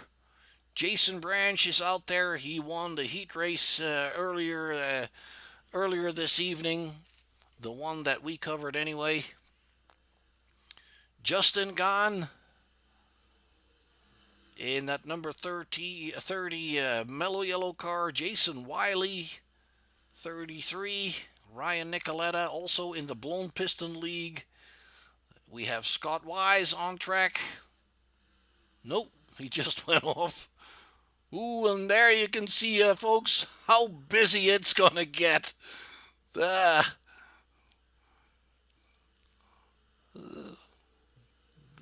And this is with currently only some 30 drivers on the track. We're going to have 10 more by the time we get moving. Ooh, big crash here for Andrew Palesci. See what happened to him. Ooh, that kind of looked like a steering wheel going out or a monitor going out. You don't see drivers do something like that without a technical issue.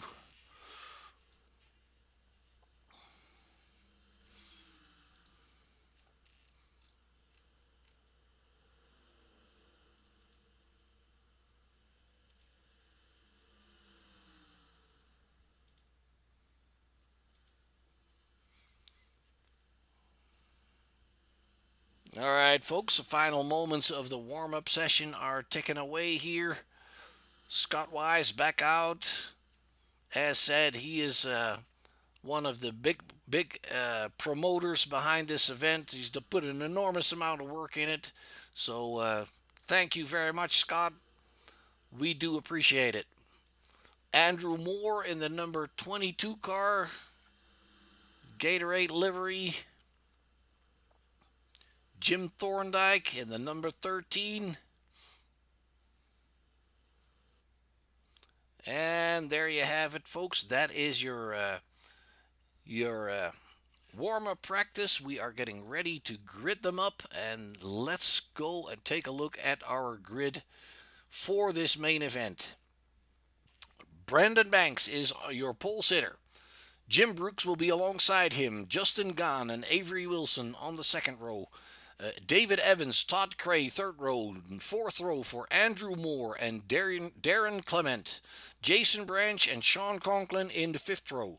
Then it's Palesci and Caldwell on the sixth row.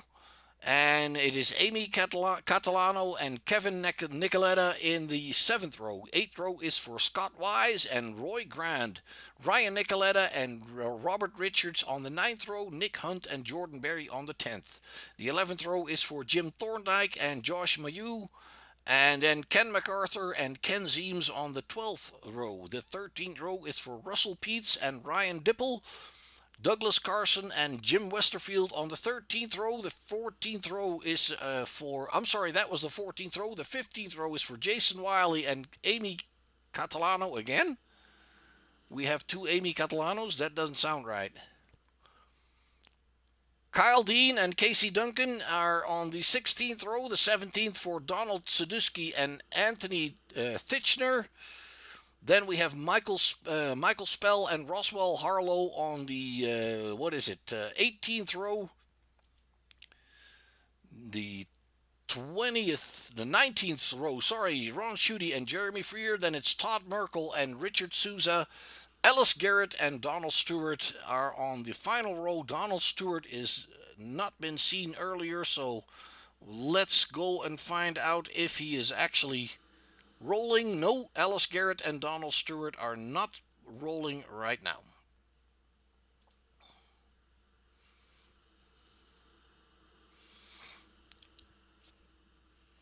Getting ready to race here, folks. Brandon Banks in that number 88, I guess. He will be scored as 14, but it is the 88 on your screen. There we go. We are racing here for the Black Friday Interleague racing event. Brandon Banks has a good jump on the field. Justin Gahn is in second. David Evans is in third. Avery Wilson dropping to fourth with Jim Brooks on the higher side there in that 76 car. Andrew Moore on the inside and Jason Branch close behind him there. Todd Cray on the higher side in that light blue 21. Let's go and keep an eye on these guys up front. Justin Gahn in that number 30 car is already coming under pressure from David Evans. Gahn and Evans, I believe, are both blown piston drivers. Brandon Banks is from one of the other leagues, and I apologize, but I don't know right now which one it is. All right, it looks like Gahn is coming under pressure from that number 2 car while Banks is pulling away. He's got over half a second on these two. Oh, there we have our first caution already on lap number 4. It looks like Donald Sadusky got in trouble. Let's keep an eye on what's happening here. Sadusky is the number 19 car, and he just gets loose by himself. Turns it around and is very, very lucky that nobody runs into him there. We can look at that one more time. The number 19 car there of Sadusky. There, he just loses the back end a little early on the gas maybe and turns it around. That brings out the first caution. The caution laps in the feature race will in fact be counted, not like in the heat race where they weren't counted.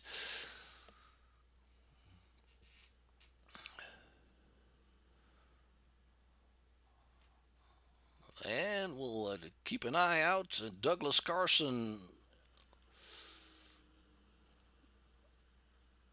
I'm sorry, Donald Sadusky is on pit road. And I'm not really sure what the problem would be because I don't believe he hit anything. So there can't be any damage. Oh, maybe he got a drive-through penalty. Or maybe he just changed his mind. Could be.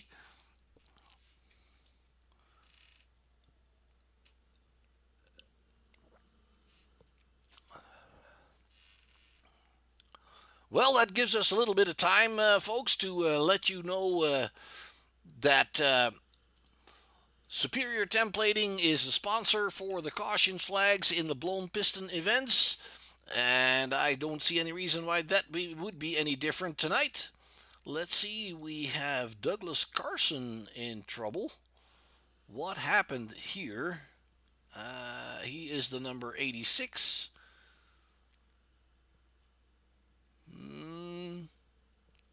Nope, nothing going on.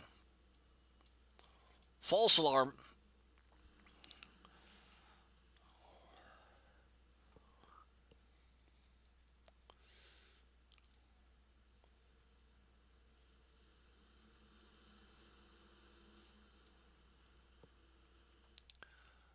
And it looks, folks, like they are lining him back up again. Brandon Banks is currently choosing the outside for the restart. And there we go. He has a good jump on the field once again. Justin Gahn in that number 30 car in second position with Avery Wilson in the number 1 on the higher side there. It looks like Avery got a good run off the turn there, coming right alongside the 30. Let's see if he can do that again and seal the deal here. Not quite sealing the deal, but he is running off those turns rather well. As you can clearly see, the inside is a little tougher to get off the turn. We have another caution, folks. It looks like Merkel and Freer seem to be coming together somewhere. Merkel is the 81. and Freer is the 40, and they are coming together because Freer seems to lose the back end coming off the turn. Let's look at it one more time. There you have it. He can't save it, and he runs into the 81 there.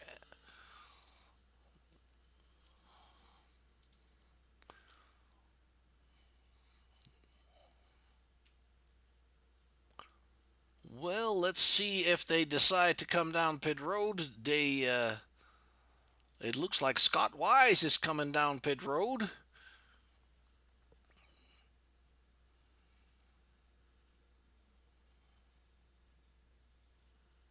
Ooh, he's got to back it up there a little to get his service.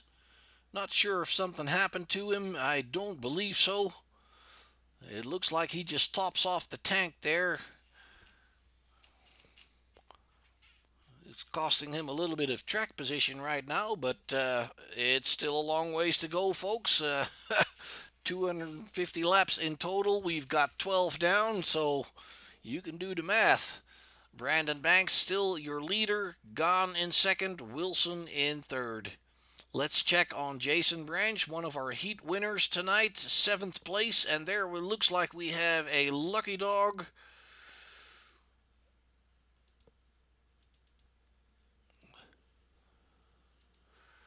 That is the 86 of Douglas Carlson. It looks like Carlson is getting the Lucky Dog, and Lucky Dog are sponsored by SFI Lubricants from, I believe, Pennsylvania, if I remember correctly. They are the sponsor of our Lucky Dog situation. We'll try to catch him as good as we can. Unfortunately, the scoring system does not really give me that information.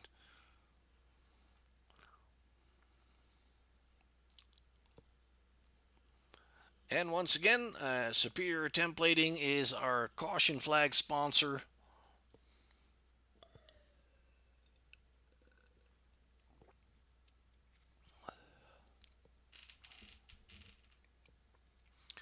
And we once again want to acknowledge Wise Guy iRacing Graphics.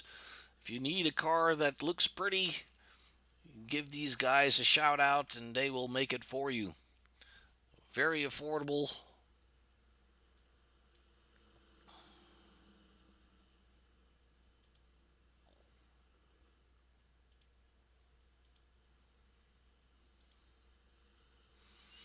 It looks like we're getting ready to go back to racing, going into lap number 16 with Brandon Banks once again choosing the outside line there.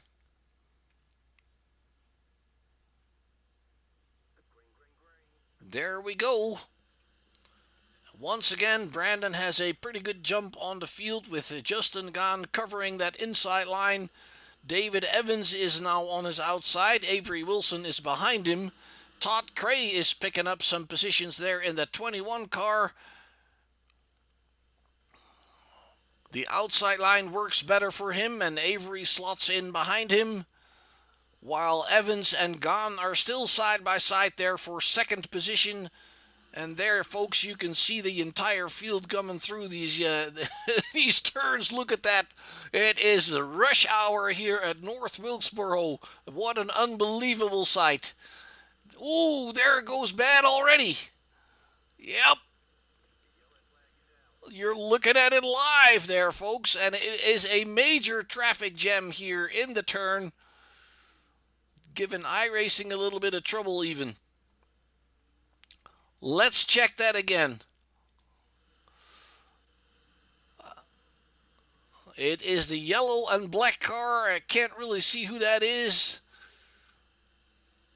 The 00.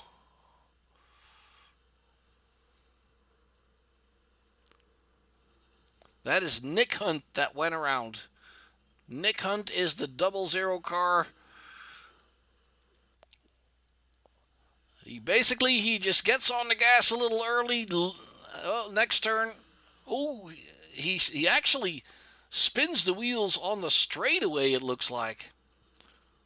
Major traffic jam. And once again, even iRacing has trouble with that.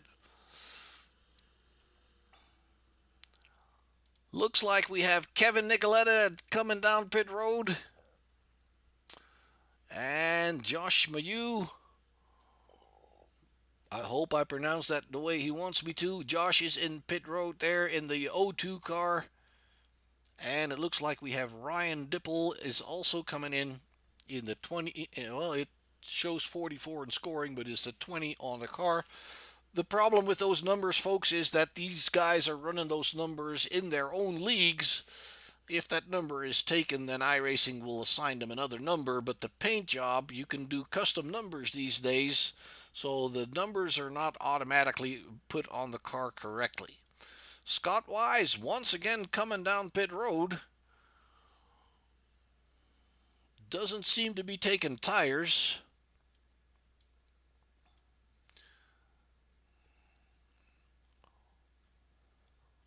Yeah, it looks like he's got maybe some repairs that needed to be done, and also fuel it up right away, obviously.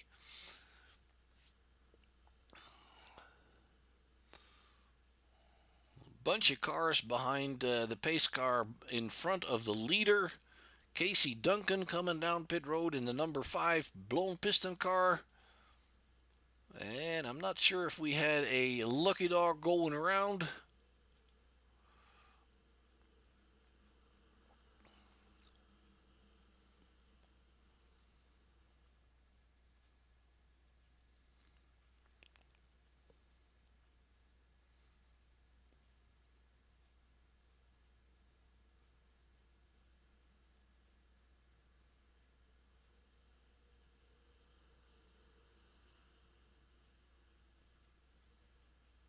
There you see the cars in front of Banks are going around the pace car. That means we're getting ready to line them up again.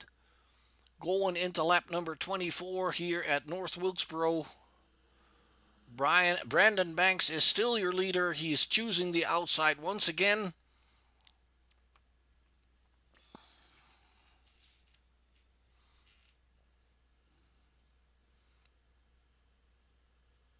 There we go. He is once again quick on the gas, pulls a little bit of a car length on the others. Well, no, not really.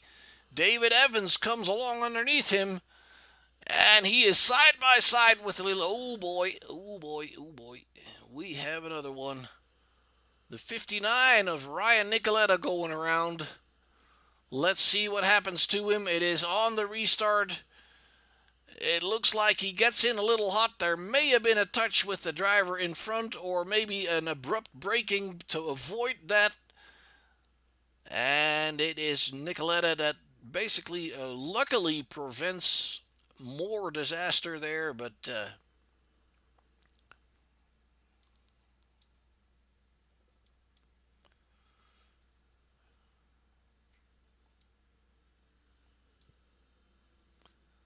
and it looks like we also had an issue for Josh Mayu.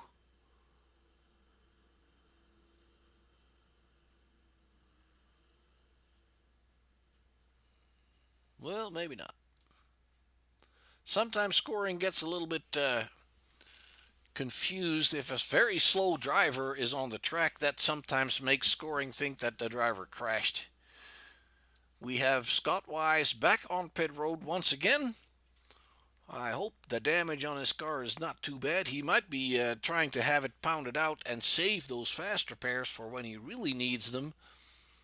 Well, that is good thinking, obviously. It's just costing him some track position right now, but once again, folks, it is still very early in the race, so he might not be too worried about that track position right now. We have Casey Duncan also coming down pit road, and we have Ryan Nicoletta coming down pit road.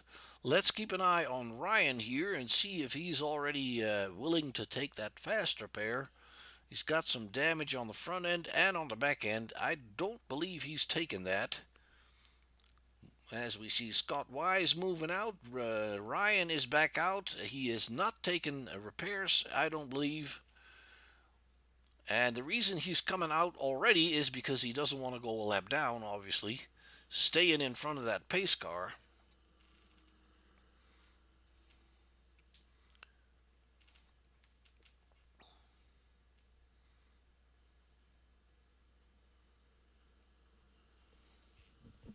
So once again, folks, Brandon Banks doing good work here at North Wilkesboro at the special event, the Interleague Racing event here for Black Friday, set up by Blown Piston. Trying to make this a yearly event. That would be an awesome thing on a holiday weekend, something special. Nothing wrong with that.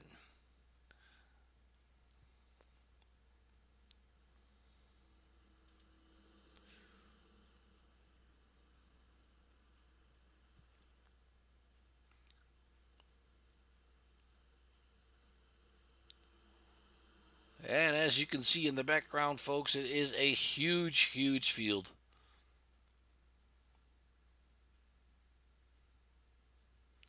And as we noted at the when we were reading the grid, we do have two Amy Catalanos. Brandon has a good start once again. Ooh, and look at Todd Gray there diving to the inside to get underneath the two. And he actually does pretty good there, making it stick fairly well. Now coming underneath the 88. And working his way to the side of the 88 there, challenging for the lead. Not quite getting it yet because that higher side gives Brandon quite a bit better momentum off the turn. Now he's nosing ahead, and there you can see the 88 once again getting a little bit better run here. But it looks like Todd Gray, as they come along the line, did pick up a credit for leading a lap. And he is trying very hard to push that 21 car there. Oh, man. We have another one. Kyle Dean involved. Let's go and find out some more. Kyle Dean and the number 5. That is Casey Duncan in the number 5.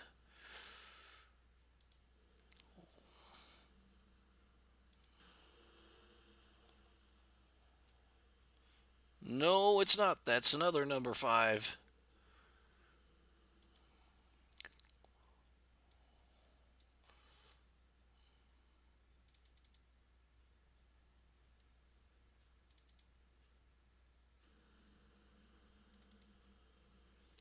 Yeah, I apologize, folks. We're trying to figure out what exactly happened here. The 4 and the 65. That's the one we're looking for. Roswell Harlow is the other car involved. And that just is basically just a racing incident. Two drivers pretty much trying to run the same line. There's only room for one car there. It looks like the 4 of Kyle Dean is a little bit worse off. Although the damage doesn't seem to be all that horrible. We can see who's all down on pit road. Nobody is down on pit road just yet. And Todd Gray is actually the leader, and the wave around, the lucky dog, is for Josh Mayu. The 02 car there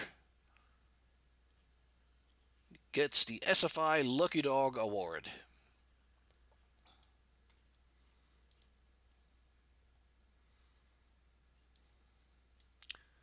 Ryan Nicoletta back on pit road. He obviously wants to save those fast repairs. I don't believe he's taken it. Casey Duncan has been on pit road. He's on his way back out. That looks like well, I don't know how much damage he sustained. He was not involved in that crash anyway. He is not out in front of the pace car, and that's going to cost him. He's going to have to let go of the entire field.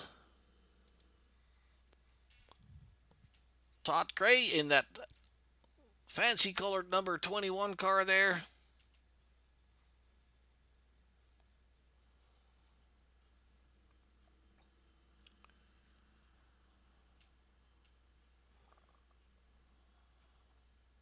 Not sure what he's promoting, but it sure is good stuff. And there we go. We're lining them back up again, folks. The lights on the truck are out. Going into lap 38. We're going to go back to racing.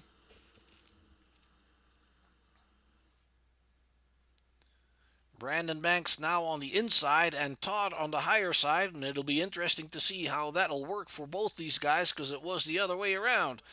There you have Todd Gray with a very, very good start on the field here, pulling away multiple car lengths on Brandon Banks. Brandon already climbing up to that higher side, but it's David Evans that's trying to come underneath him.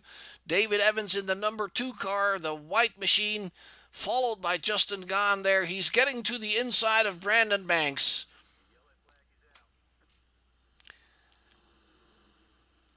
Let's go see once again, folks.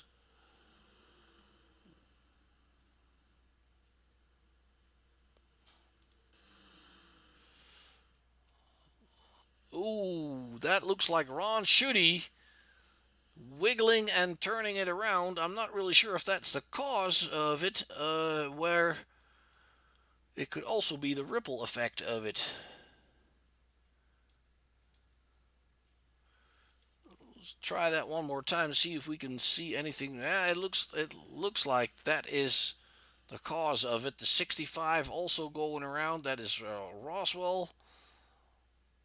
And once you're around, you're in the way of pretty much everybody else. Ron Schutte, the 20 of Ryan Dipple.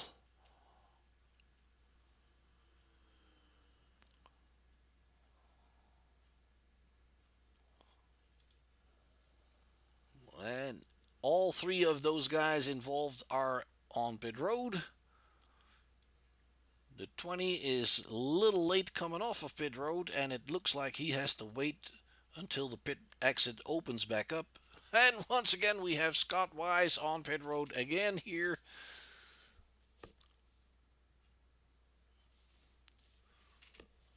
I'm not sure if he has damage, but it sure makes me think he does, because you wouldn't want to do this for nothing. He tops it off every time he is in there, obviously.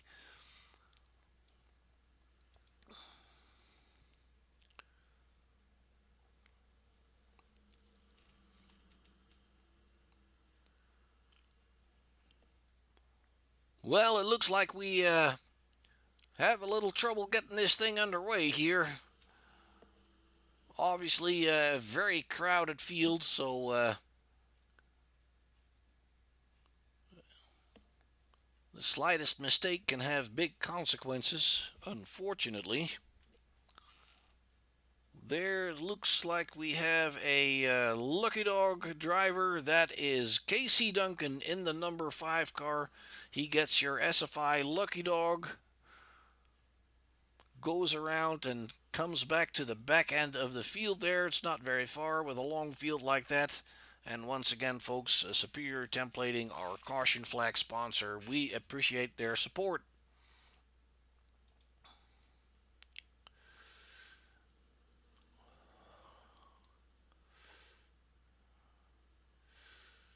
We also keep an eye on the driver that gains the most positions in this race, and currently that is Anthony Titchener. He is up 16 positions, and that makes him our R&R hard charger.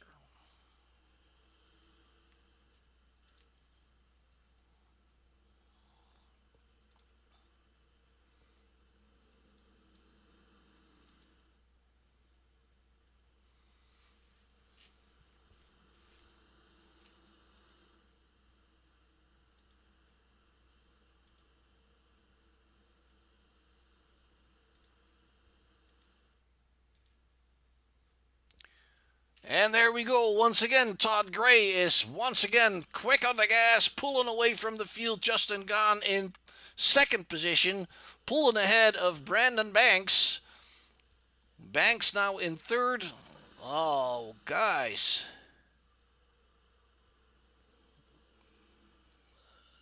This is happening ahead of the... Let's see, the 81 is involved here. Let's go and bring that back.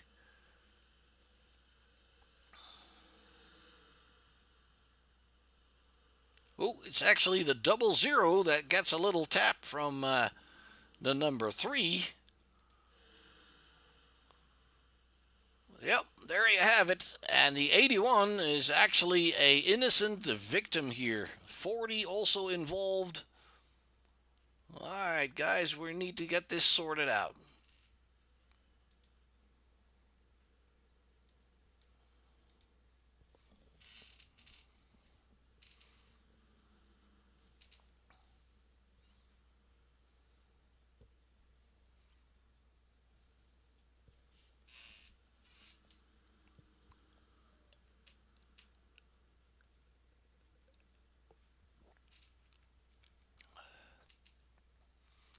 And let's give you a rundown of pit road.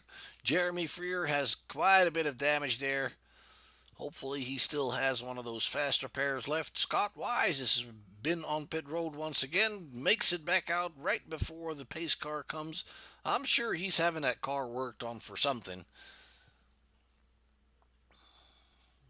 Let's see if... yep, he has taken one of his fast repairs. He looks like he is in pretty good condition here. Now, I would think the pit exit would have been closed, and the 40 is dropping back to the end of the line.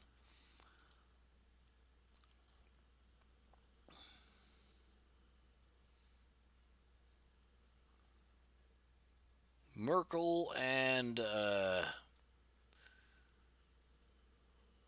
the driver of the 20, that is, let me think. Can't find him.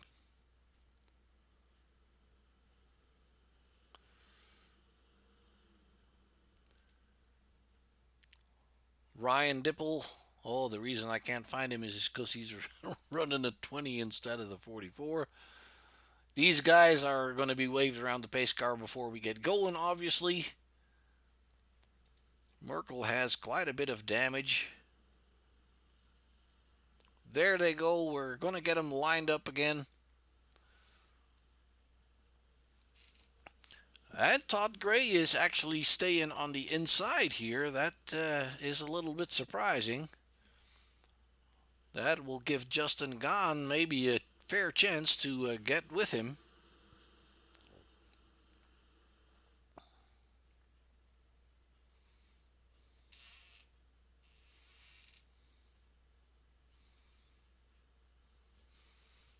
Going into lap 51, folks. There we go. Todd Gray has a good enough jump to make sure that Justin can't really do anything about it.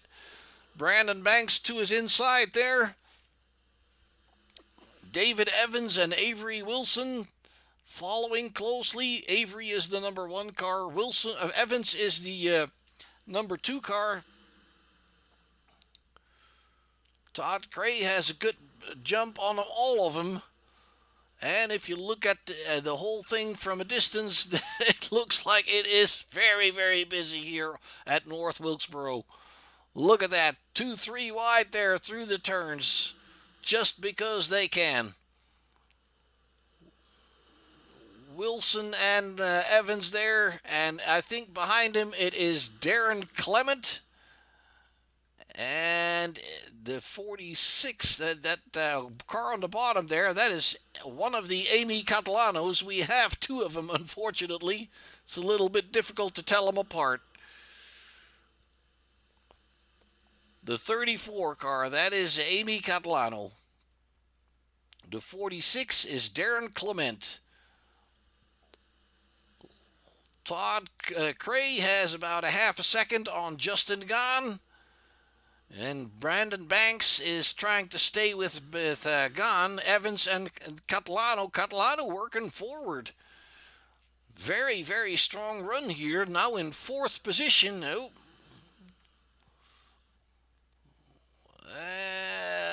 There's a car without a number. That's to make things easy. Donald Sadusky is the number 19. Who was the car involved in that incident?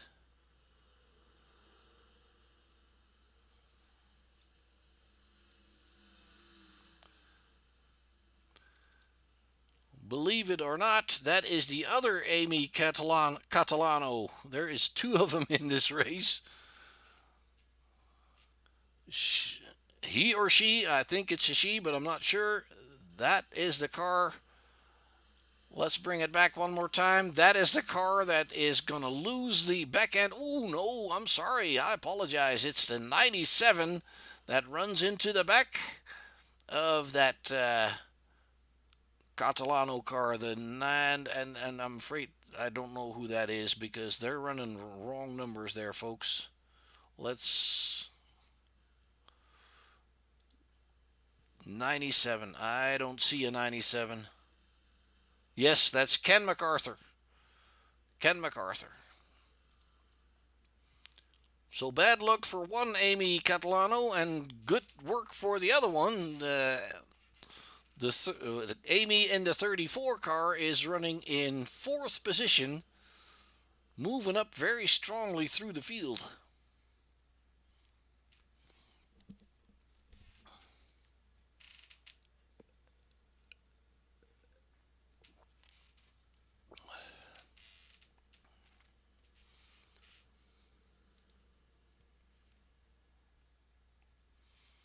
Lap number 59.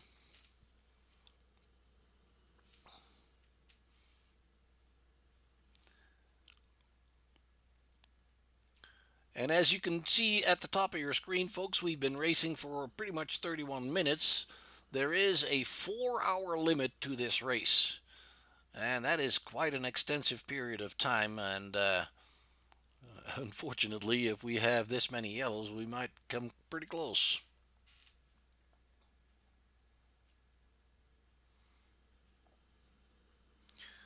Going into lap 61, we're going to go back to racing.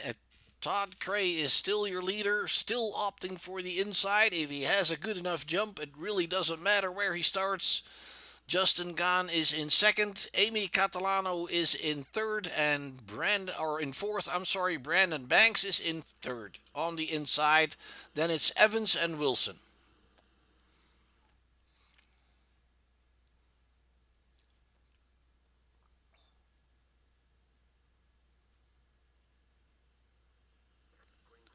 Early on the gas, Todd Gray has a good jump once again. Justin Gahn follows with Brandon Banks to the inside there. On the higher side, Amy Catalano is coming along with him. Passing Banks even in 3rd position there, the 34 car. Good job. Ooh, that is getting close behind him there. Avery Wilson was really moving in close on that 34. 34 now diving to the inside, trying to get underneath Justin Gahn. Can't do it quite yet. Staying on the bottom. Gahn has a good run off the turn there and noses ahead of the 34. The 34 can't come up because the 1 is in the way. The 1 that is Avery Wilson you're looking at. And it looks like they're getting a little bit of a gap towards, they're closing up already. Look at that. Look at that. What a field, folks. Big pack of cars, side-by-side racing.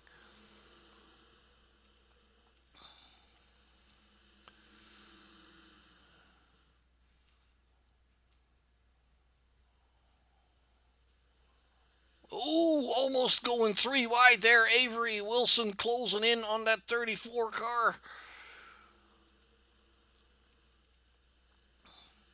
Looks like David Evans on that inside line was getting a little wiggle coming off the turn. Catalano still on that 3rd spot there, keeping up with Avery Wilson and Justin Gahn in front. Wilson coming alongside.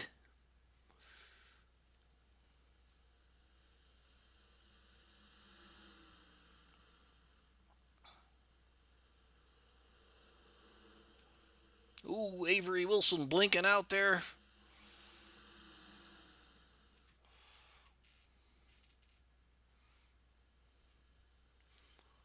Cray still well out in front, and Justin Gahn trying to close that gap. But he is being pressured by Wilson and Catalano.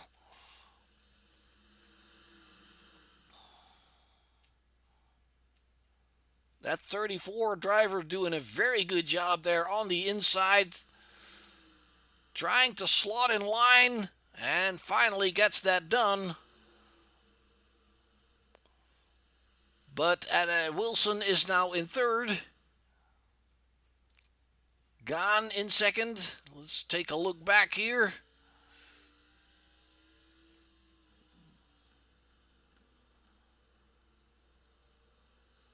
Looks like we have Darren Clement coming on to the bottom side there. That red and white number 46 with the Superflow livery. Getting underneath the 34.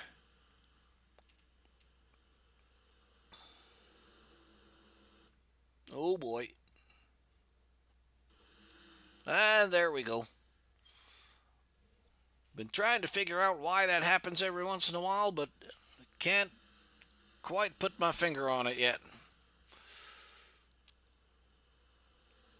Darren Clement is still putting major pressure on Amy Catalano and looking like he is getting to the inside there, picking up that fourth position for sure right now, getting it done. David Evans now behind Catalano, and Brandon Banks, our early leader, currently in 7th position.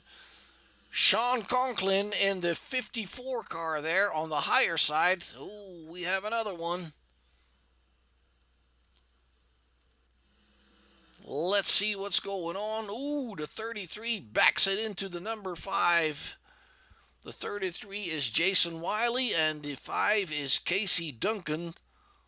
Let's check on that one more time and see what leads up to it. The 33 was actually on the higher side, coming in behind the number 5 and just basically overshoots the entry of the turn and turns the 5 around. That was all she wrote.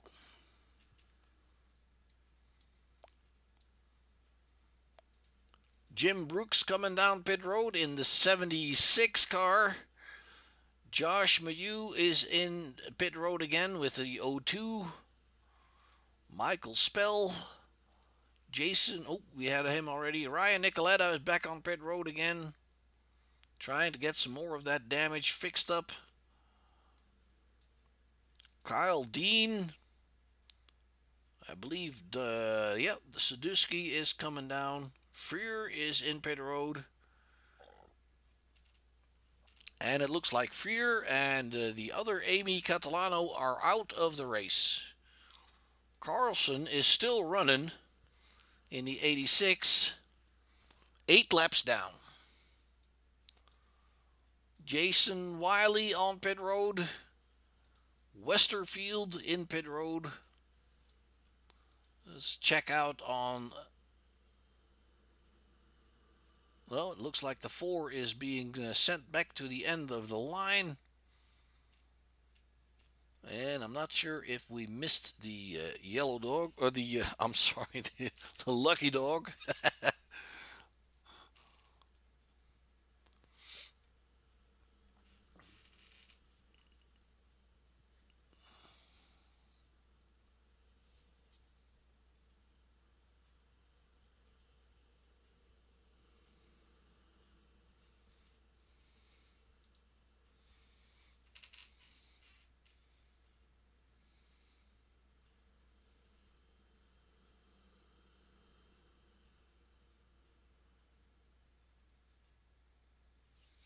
Well, we may have missed that. Not sure.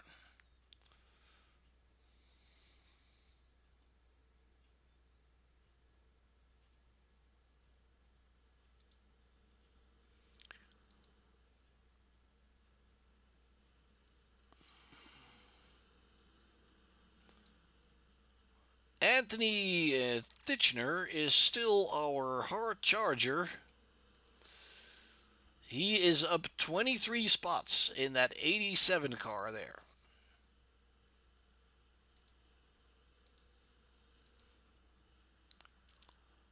And we're getting ready to go back to racing, folks. Going into lap number 79.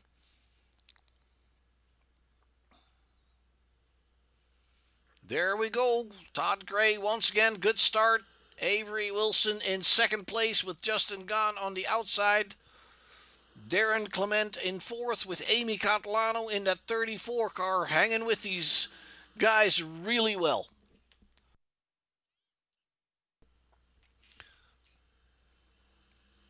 Big chunk of cars behind him. Banks there. Conklin, Maxwell, Caldwell in the 94 car.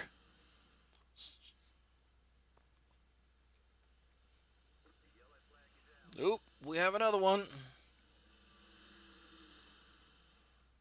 The 00 and the 90. Nick Hunt is the 00 car. And the 90 is Ken Zeems. Let's go back and check what happened. Racing for position number 17, I believe. Slight touch from the 00 to the 90.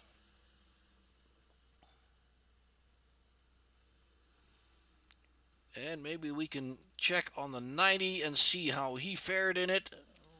Actually, not too bad.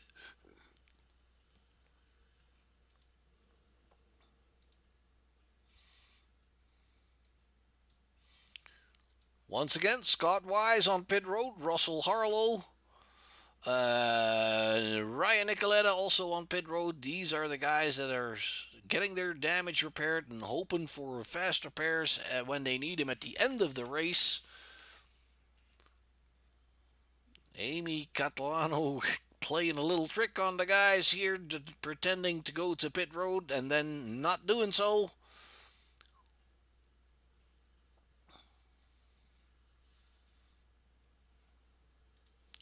There we have our lucky dog. Oops. There is Kyle Dean. That is your SFI lucky dog.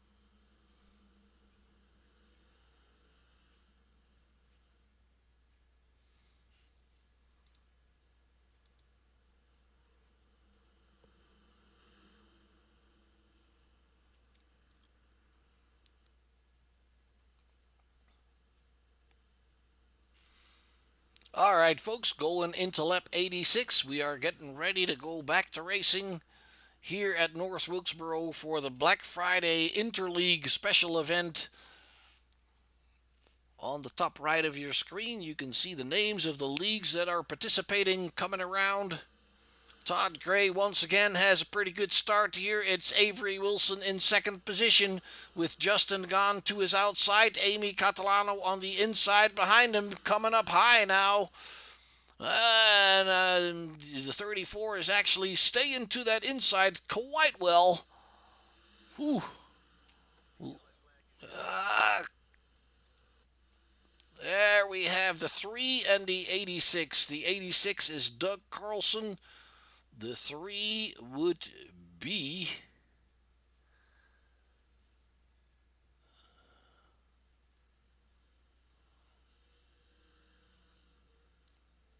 can't find them quick enough. We got so many of them.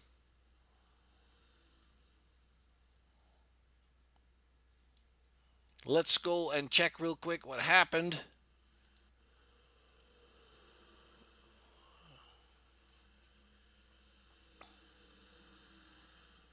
Ooh, looks like somebody got in the back of the 86 and that got it started. And the 3 was just trying to get out of the way.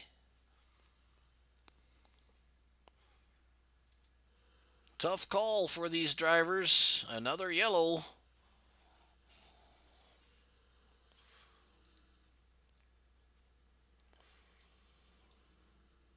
Richard Souza on pit road. He was involved in that. He may have actually been the one that gave that tap on the back.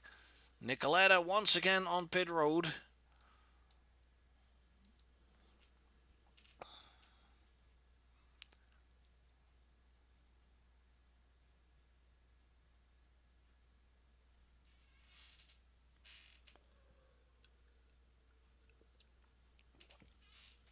And it looks like we have a lucky dog going around there.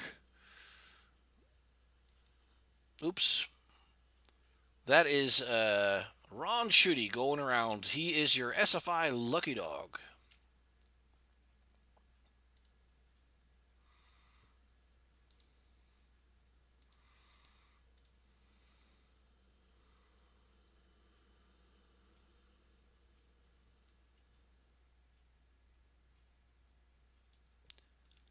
Michael Spell and Jim Westerfield have been on pit road.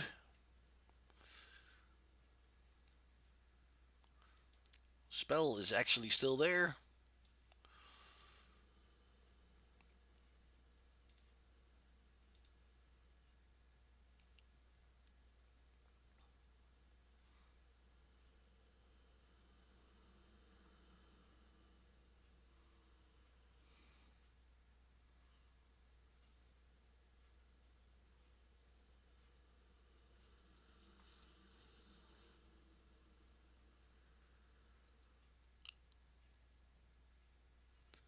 So Todd Gray and Dustin Gahn doing a very good job here up at the front.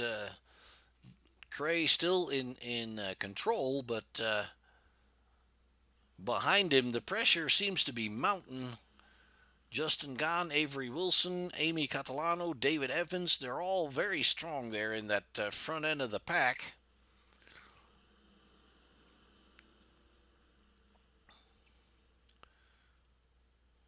Lining them up again. Going into lap number 93, folks. We will go back to racing again.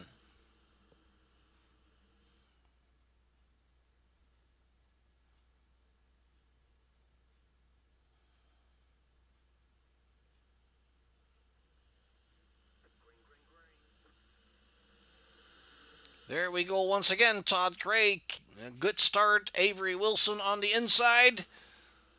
Gone on that higher side with the Catalano right behind him. Oh, guys.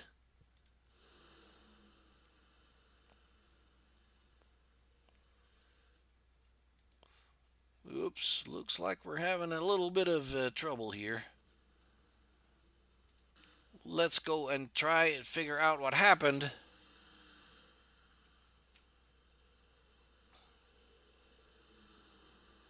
Oh, it's actually in front of him.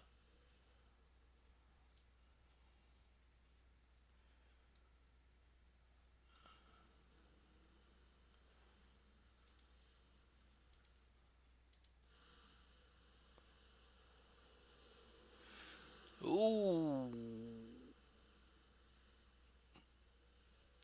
Can't really tell the numbers there, and it looks like iRacing is getting in trouble there. The 26 of Richard Souza is involved here, and right after the crash, it looks like actually, no, that's not. Well, he's getting in trouble by himself there. Well, I apologize, folks. It looks like the iRacing is having trouble keeping up here.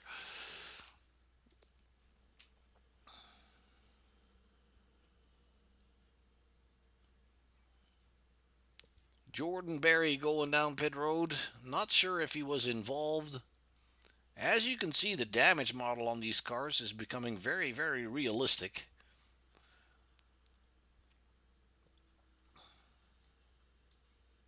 Russell Peets on pit road. Souza. Roy Grant, that was the other car involved, the 18.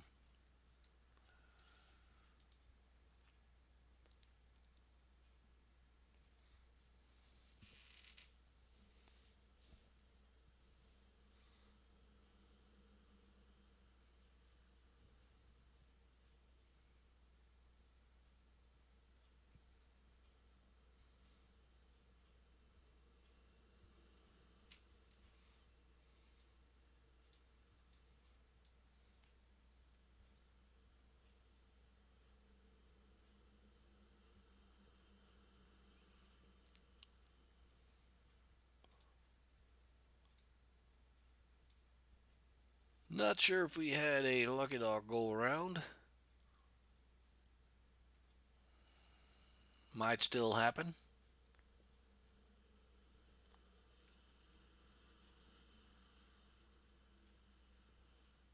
Nope, we're getting ready to line them up.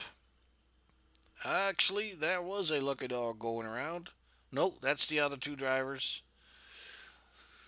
Those are just being waved around because they were between the pace car and the leader. They're not lucky dogs. Looks like we're getting ready to get back on the way again, going into lap number 99 of 250. Todd Gray still in the lead.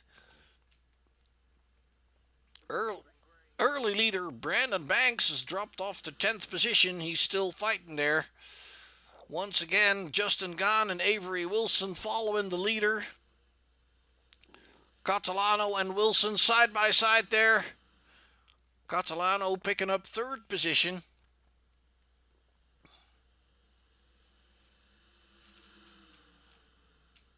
Avery Wilson, is now dealing with Darren Clement on the inside. That's the red and white car. Pinkish, it's almost pink, I guess. Andrew Pelesci is behind him on the inside with David Evans on the outside.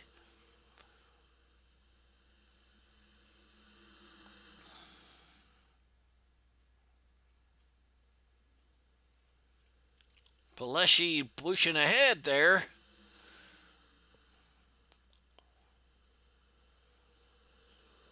And as I was saying, Brandon Banks is in this group as well. He is currently in 11th position. Seems to be trying just to stay out of trouble here. We have another yellow. Let's go and find out what is going on now. The 28 and the 42, and it is so busy that iRacing is just not keeping up with this stuff. Let's see if we can bring it back. No, it's actually ahead of these guys. We have to look for the 28.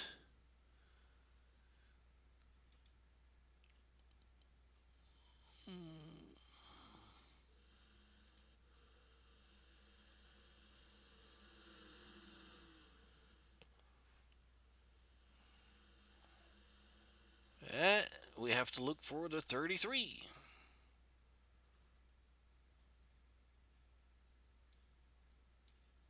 That is Jason Wiley. Let's see if we can figure out what's going on.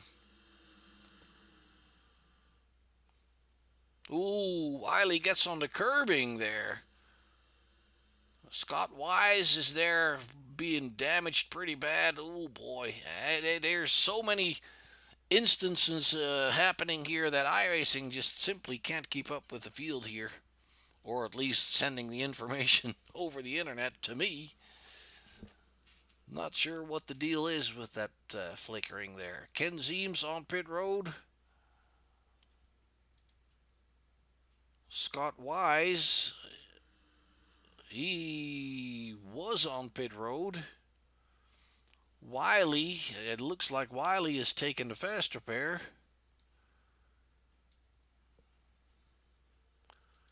Getting out just in front of the field there.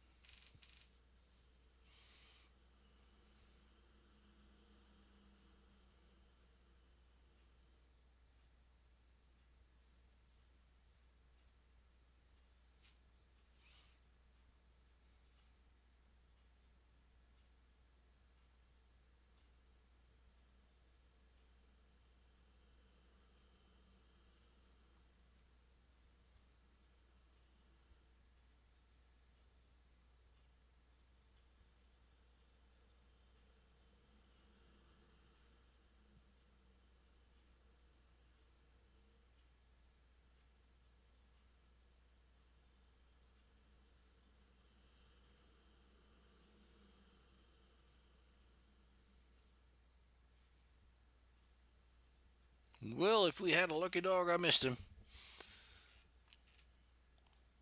It looks like we're going to get them lined up once again, folks.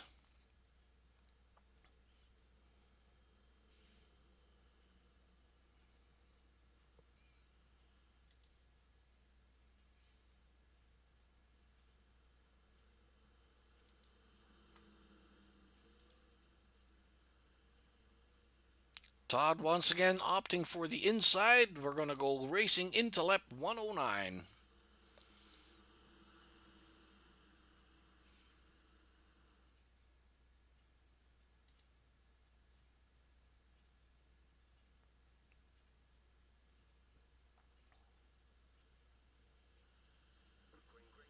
And there we go once again, folks. Todd Gray has a good start. Amy Catalano is bringing it into second place there underneath Justin Gahn.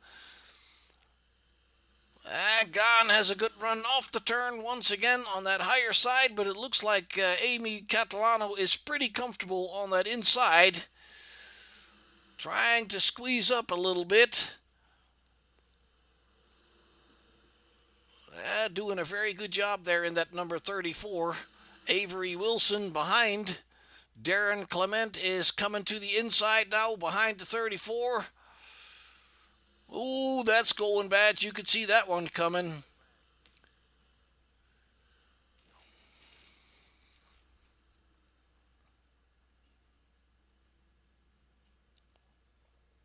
And I will commend the 46 for waiting there. And a lot of drivers just want to get going so eagerly. But this guy is absolutely patient enough to stay there.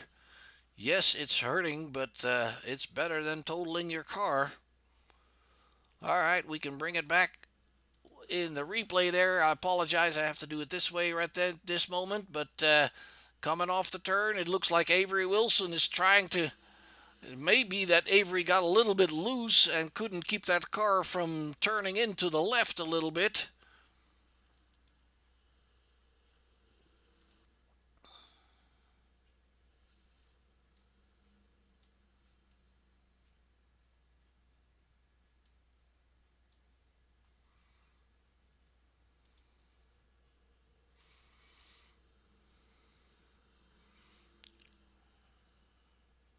All right, let's take a look at the 87 of Anthony Titchener. That is still your hardest charger of the night. It looks like we have a lucky dog going around there. See if we can catch who that is.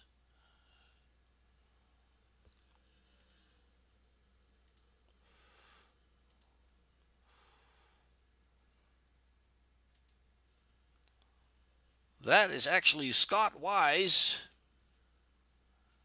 He is your SFI lucky dog at this point.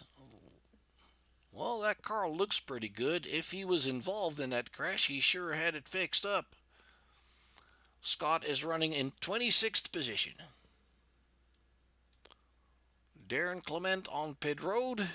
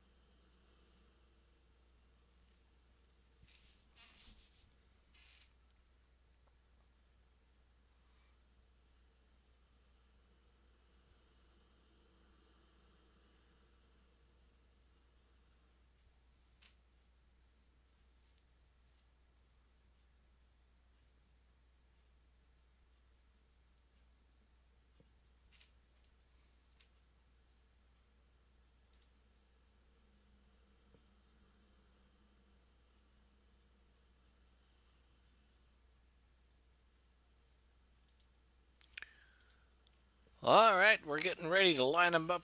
Oh, we're not going green. Never speak too early. The man on the radio will tell you that we're not going green. Obviously, race control is trying to sort out the order.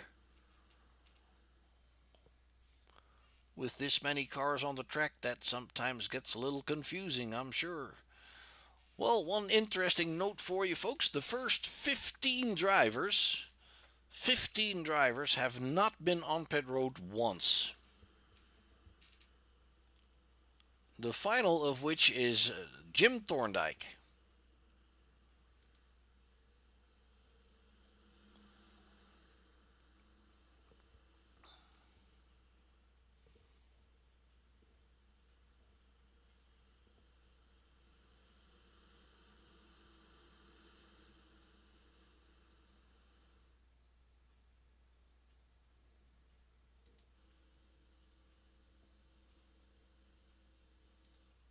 There we go, going into lap 118. Todd Gray once again, good start. Justin Gahn in second. Avery Wilson pushing up there in third with Amy Catalano on his inside.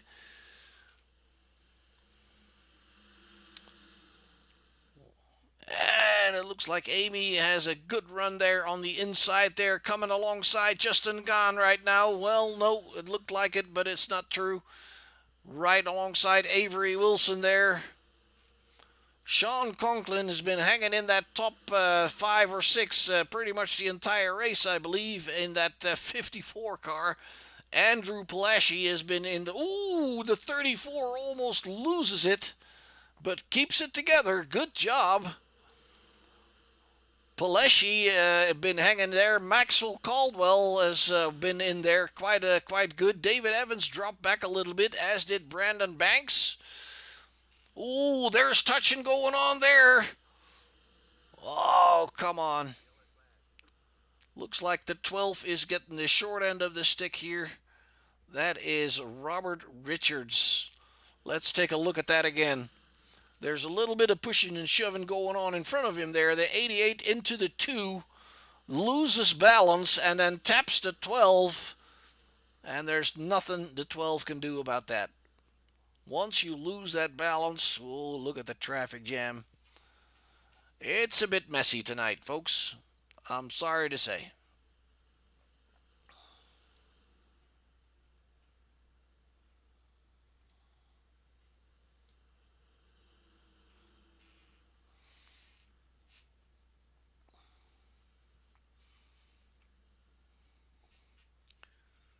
Well, let's see. We have Jason Wiley heading into the pits.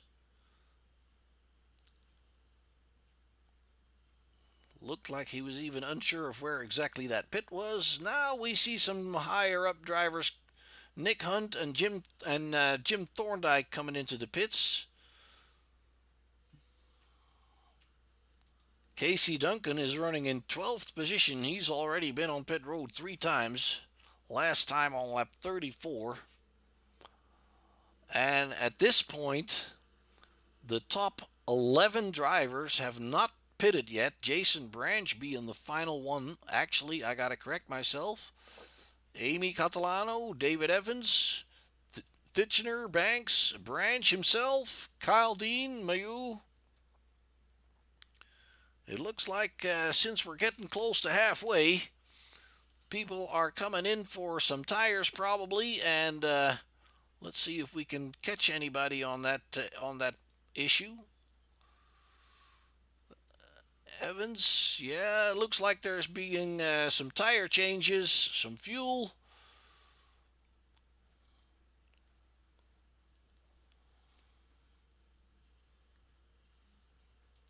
Palashi and Caldwell going in on the second lap. The 5 of Casey Duncan pretty bent up at the front end there.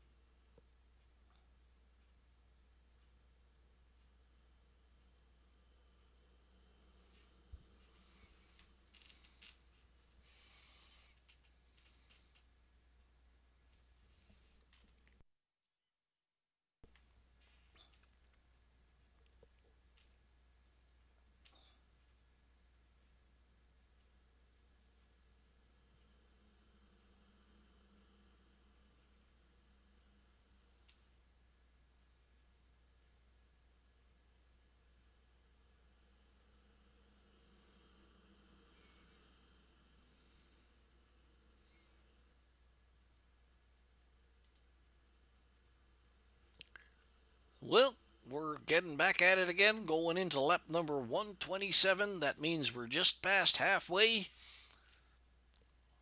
We've been racing for an hour and 5 minutes. There we go, Todd Gray. Once again, good jump start there. Wilson and Gan going back at it. Sean Conklin is now in fourth. Casey Duncan is in fifth. Andrew Moore is in sixth. Todd Merkel way up there.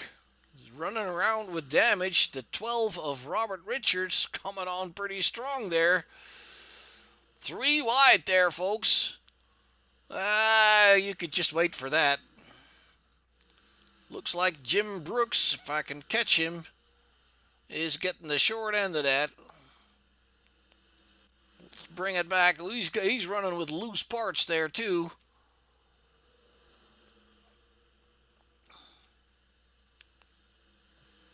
Yeah, some door banging going on.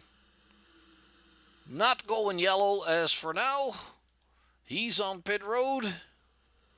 Todd Gray still in the lead with Justin Gahn having a little bit more breathing room right now with Avery Wilson in third.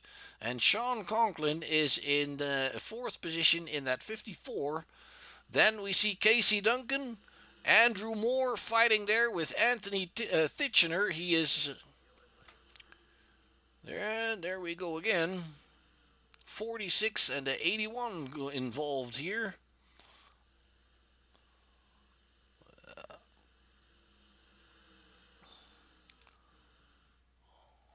Let's look at that from the blimp. It's just a 46 just not willing to lift 1 second to avoid running into somebody that's in front of him that doesn't get off the turn as good as he is. I don't know, guys, but that's just not necessary. Yes, he has a really good run off the turn, but you can't go through the other guy. What are you thinking? All right. Meanwhile, we go back live real quick. We see that the leaders are coming down pit road finally. Todd Gray is on pit road. Justin Gahn, Avery Wilson. Sean Conklin is on pit road. Let me see. Avery Wilson, did I mention him? Robert Richards is on pit road. Todd Merkel is on pit road. Darren Clement is on pit road. Ooh, looks like he is messed up the pit there. I'm not really sure what's going on here. We're looking at an iRacing glitch here, folks. I'm not sure what's happening. Yeah. Okay.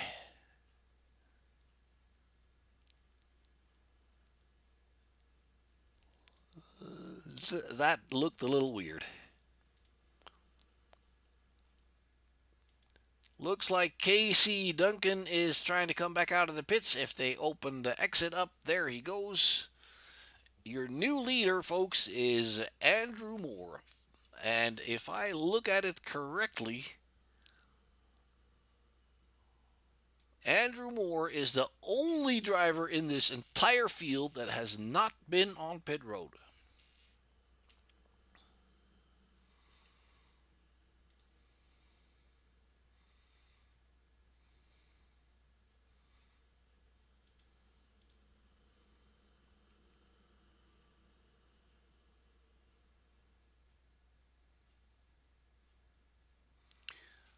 Well, the pit stops have shuffled the stuff up pretty good. Anthony Titchener is now 32 spots up from the start in second position. Donald Sadusky is also running with loose parts there. 30 spots up from the starting position. Jordan Berry in fourth position, up 16 positions from his starting position. He is running it should be a 37 on that car, but it says 26.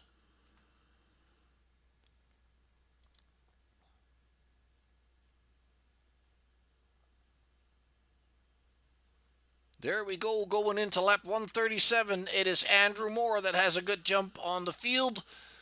Titchener has second place, solid in hand there. Sadusky running with that loose back pedal.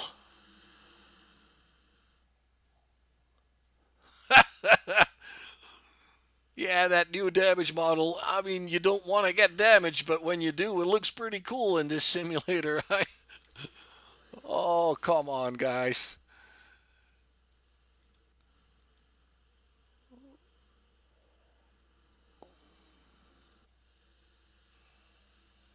Let's see what's happening here. The 28 of Ron Schutte. No, it is. I'm not sure where it's happening.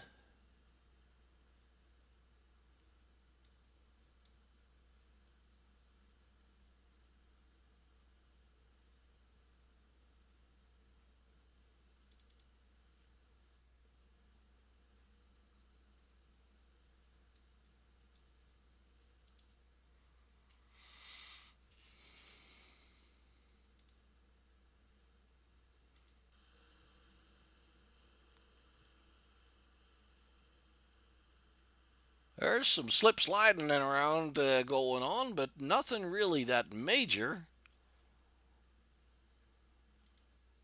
Not sure why they called the yellow.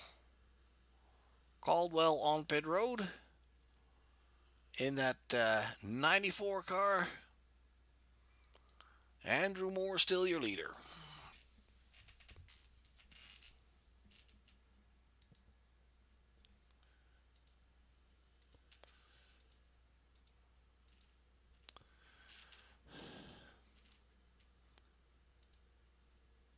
We did have a lucky dog, but I missed who it was.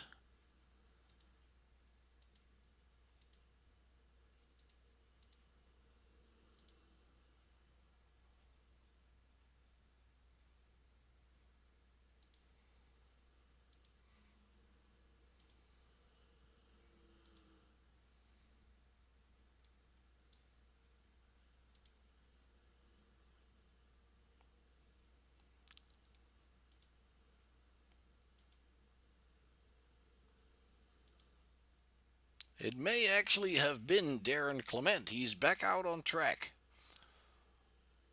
Well, I'm just going to assume that it was. He took a faster pair. He's back on the road again.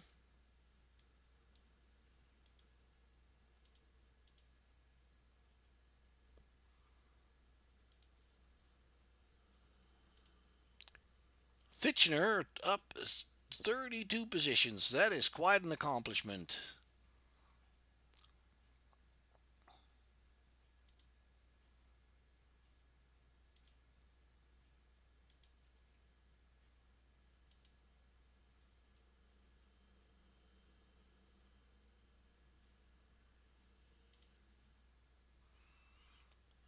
And there we go, folks. We're going to be lining them up once again. We'll be going back at it, going into lap number 144.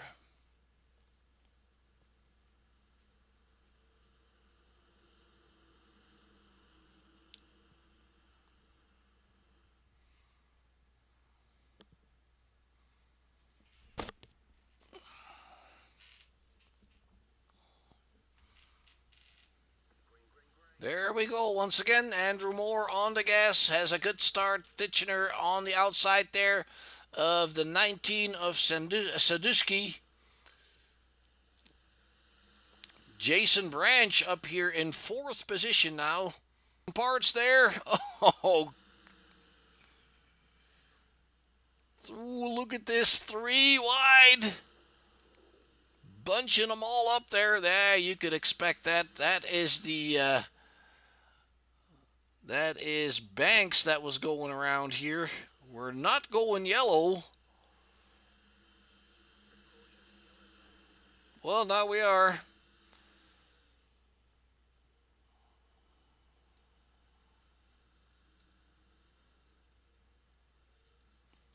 Yeah, I believe I saw somebody else go around a little back there as well.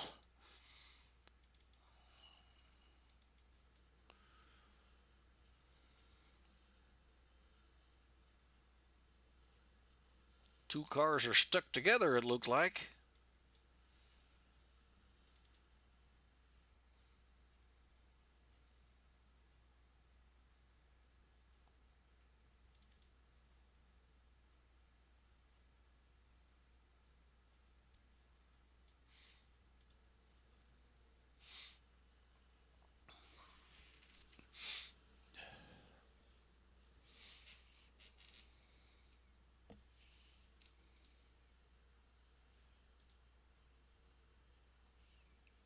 Well, it puts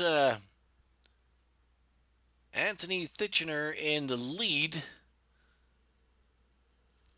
it looks like. Not sure if that's correct, though. Justin Gahn is on pit road. Sadusky is on pit road. Mayu, Kevin Nicoletta. Scott Wise is on pit road. Coming off of pit road, I should say. Douglas Carlson is on pit road.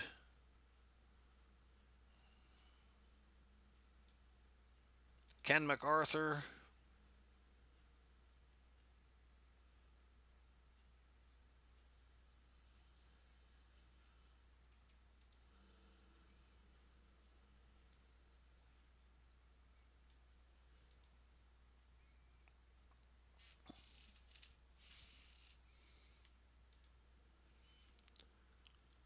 Kyle Dean in trouble.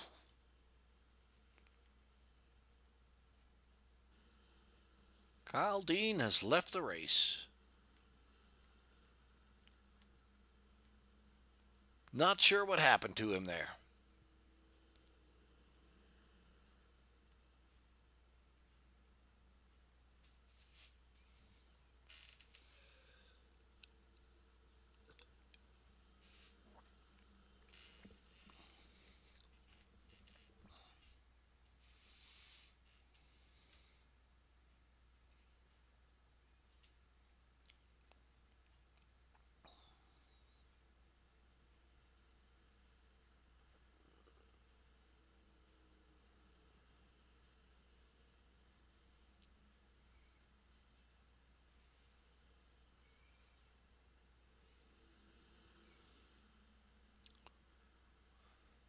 And it looks like Titchener is opting for the outside line there.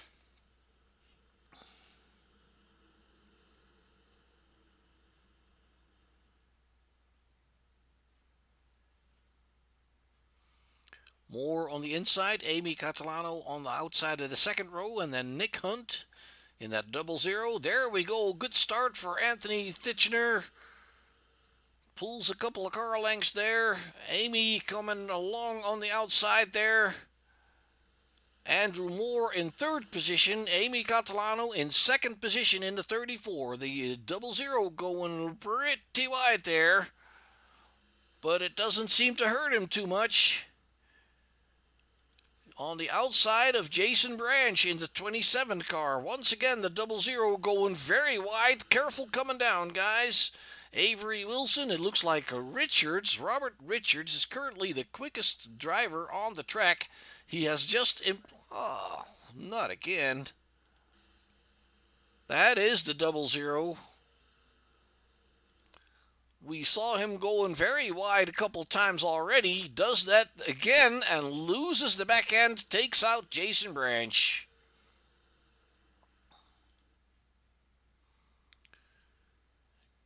Maybe it was Casey Duncan that got hurt there. I don't know what happened to Casey. Nope, that's a separate incident.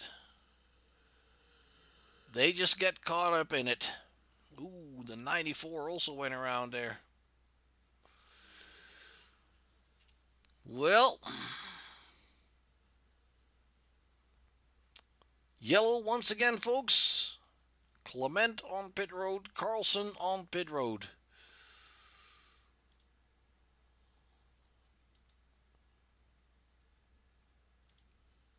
Caldwell coming in.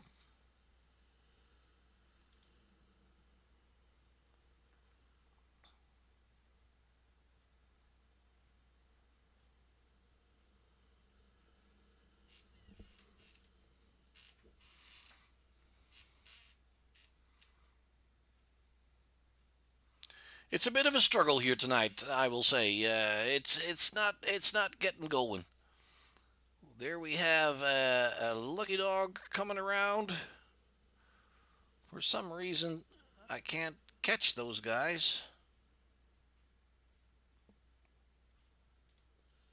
There he is. Todd Merkel. Todd Merkel is your SFI lucky dog. Number 3 coming down pit road. And once again, folks, Titchener is up 33 positions since the start of the race. That makes him our hard charger. More gain than anyone else on track.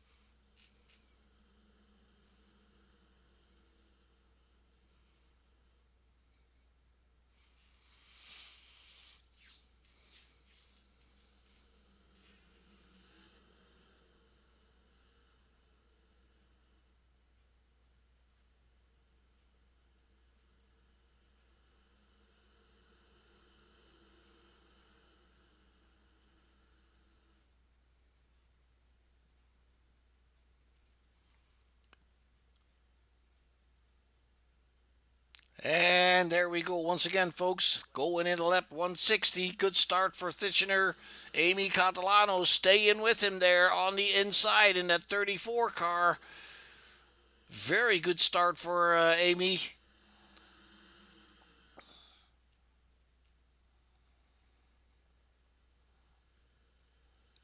Side by side still for the lead, pulling away from Jason Branch and Andrew Moore. Jason Branch has picked up third position there in the 27. Looks like Andrew Moore is struggling a little bit on that inside line. Avery Wilson to his outside. Ooh, Titchener has some trouble coming off the turn there. Big wiggle.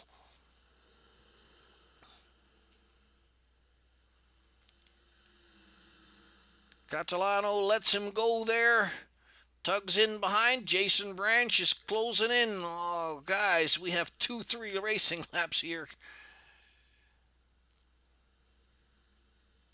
Looked like the 30 got in trouble there. Let's see what we can figure out. Justin gone.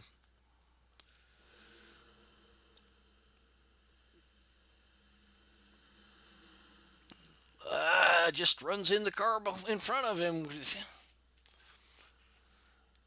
Evidently lifting up that right foot is pretty much impossible. Andrew Moore coming down pit road, folks. There he is. Ken Zeems.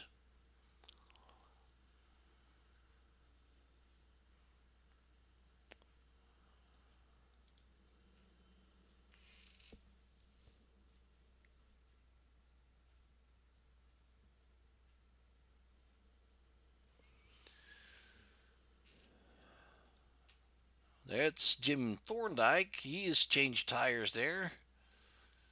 Zeems is still on the pit stall. Duncan is still standing still. I'm not really sure how much he has been moving for the past few laps. Darren Clement is 15 laps down. I'm fairly sure he hasn't moved very much either. Justin Gahn coming down pit road in that 30 car. Kevin Nicoletta.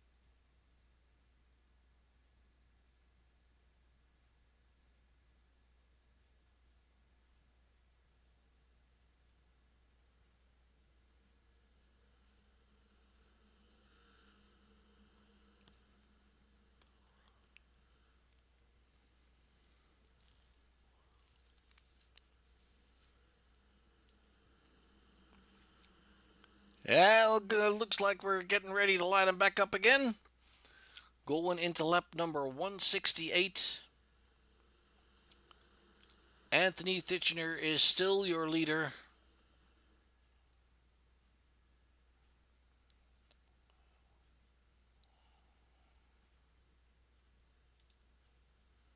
And there we go.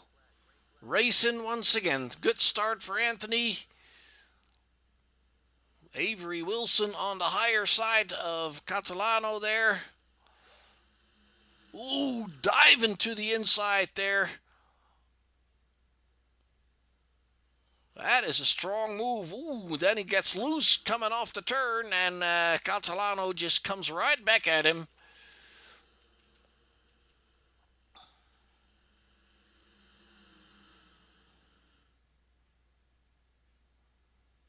Jason Branch in the 27 there, and it looks like the Todd Cray is back up at the front again. He worked his way back forward.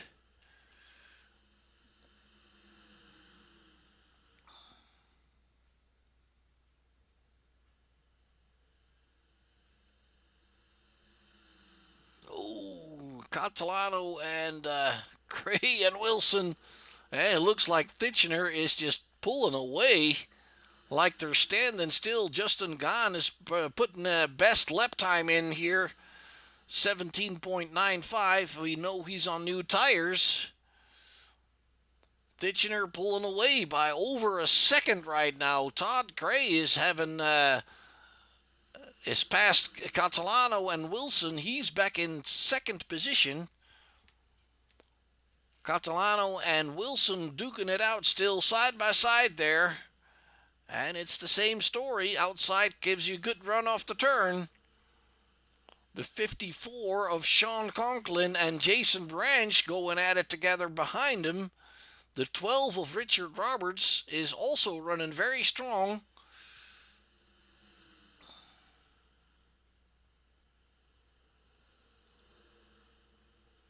Looks like Avery Wilson has finally been able to close the deal here with Amy Catalano. Well, and as you say it, she comes back underneath.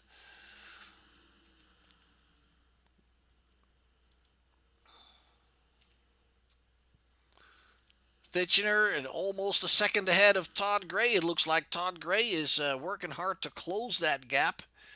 Wilson and Catalano still going at it together there.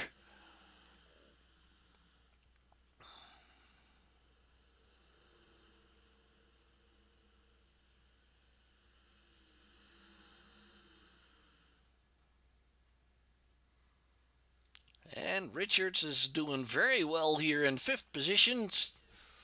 Comes in front of Sean Conklin. Conklin comes right back.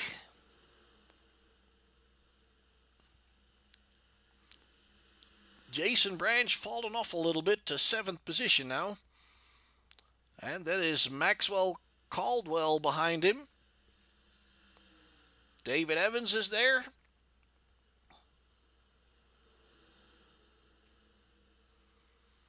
Let's go and check on some other drivers as we have Justin Gahn working his way up through the field in that number 30 car.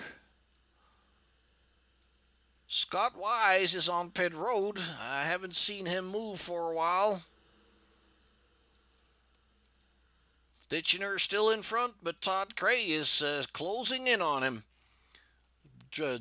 Deficit has dropped down to 7/10 of a second. Avery Wilson has also worked his way loose of the group there and is trying to get in hot pursuit, as is Amy Catalano, and Robert Richard has passed Sean Conklin. Now he's stuck on the wall up high there. But it looks to me like that Robert Richards is running very, very strong here. And as you say it, he makes the 34 go around. Amy Catalano turned around there, and it's just so unnecessary.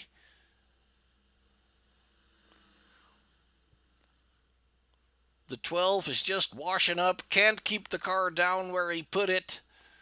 Turns around to 34. 34 looks pretty lucky, escaping further havoc.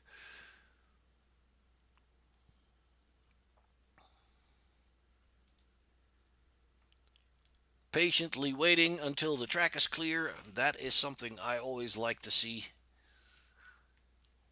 Let's see. Yeah, I believe Scott Wise is in trouble. Not sure what happened to him. And Thorndike coming in. We've got some more of midfield drivers. Jason Branch, Barry, Mayu. They're coming in. Clement and Duncan. Duncan's been sitting there for a while too. Looks like we had a lucky dog.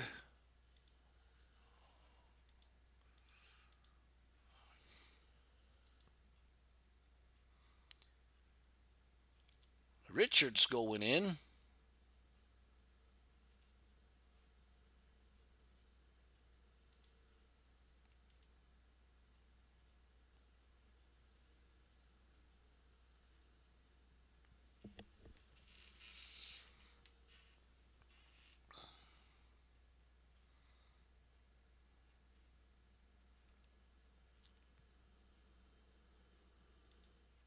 Ryan Nicoletta is back in the pits. That 59 has had a fast repair at some point because it looks pretty good.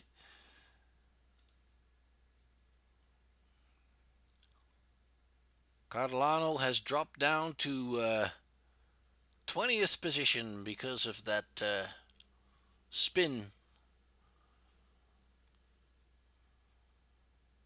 Actually behind the leader there, so she's gone down a lip, and now she's going to have to drop back to the end there. I hope they didn't penalize her or him. I'm not even sure what. I don't think that would be right, but okay, I'm not the race director, obviously. Titchener still up ahead.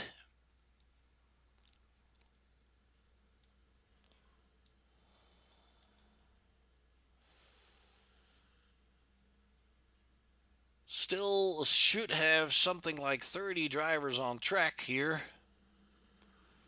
As they're lining them back up, Todd Cray is back where he been before, which is at the front of the field.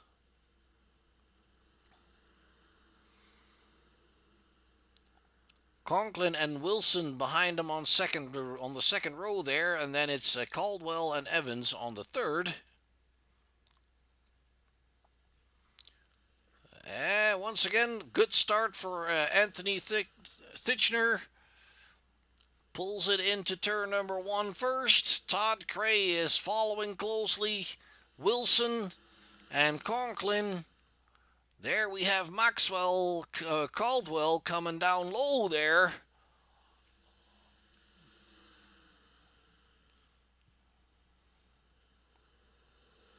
Ooh, looked like a little bit of a touch with the 54 there. Jordan Berry, midfield. Duking it out with the 12 of Richards.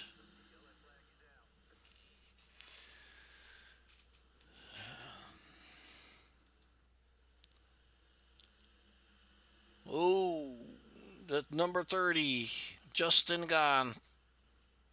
Let's see what led up to that. Oh, he loses it.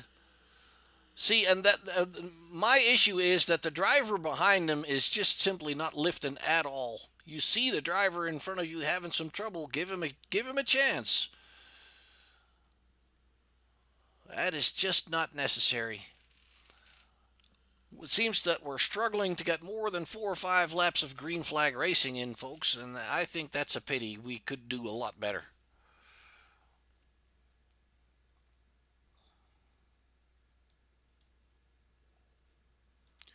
Thorndike on pit road, Mayu, Merkel. All these guys have used those fast repairs, or maybe one of them at least, because those cars look pretty good compared to what they were like earlier.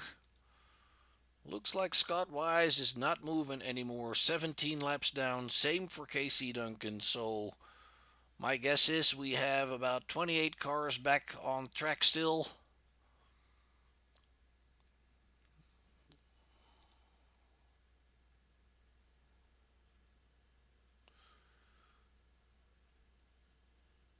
I'm not really sure what's happening, but my controls are not doing exactly what I want them to.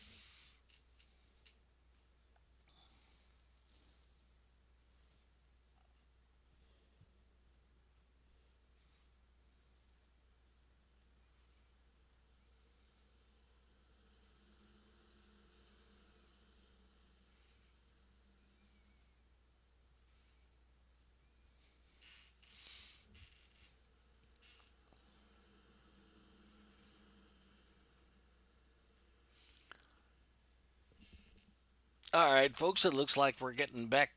We're getting ready to go racing again. Lap number 194, going into 195.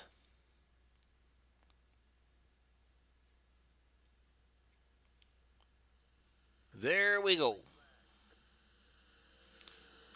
Ditchner has a good start, but so does Todd Cray, and so do the two guys behind him. That's Caldwell and Wilson.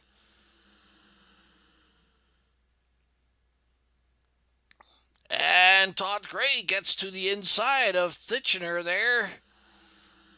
He passed on the line. He's first, so he gets credit for leading a lap there.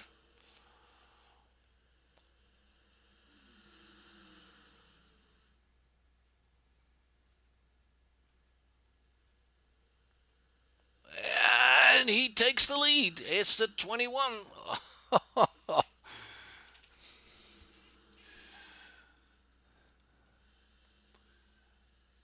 And that looks like Ron Schutte in trouble there. Let's see what happened to him on his own. And parked it on the entry of pit lane, and that was all.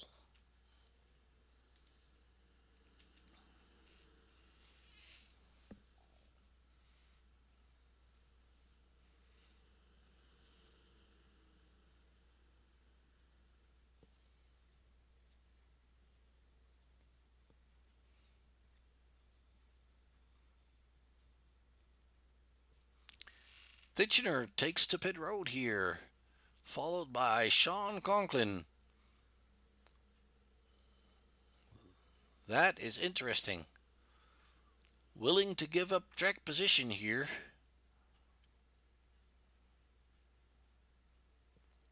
Taking tires on the outside and on the inside. So Titchener is ready for some new rubber and drops down to 18th position. Conklin coming out in 19th. Well, that hands the lead over to Todd Cray.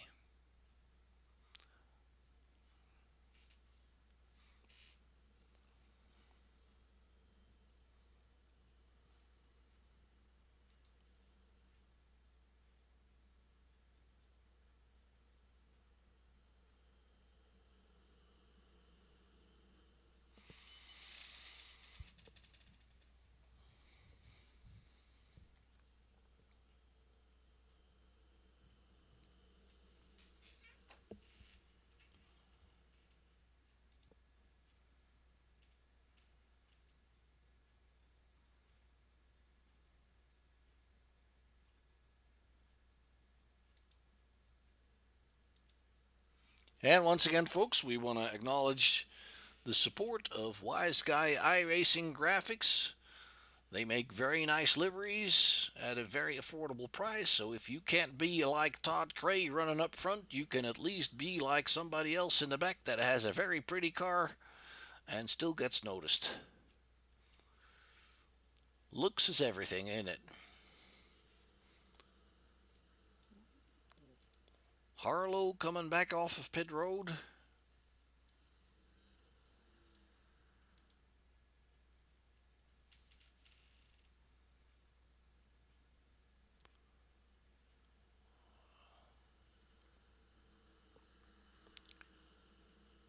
And it looks like we're getting ready to go back to racing.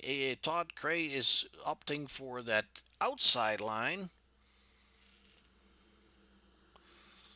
Check real quickly on Amy Catalano back in 16th position.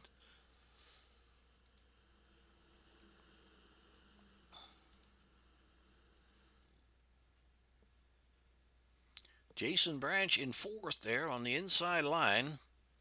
He's got Robert Richards on the outside of him. And there we go.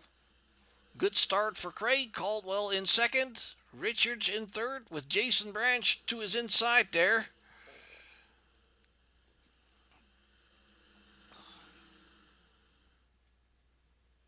Strong there. Strong by the 27 of Jason Branch. Moving up into 2nd position there. Oops. Somebody's blinking.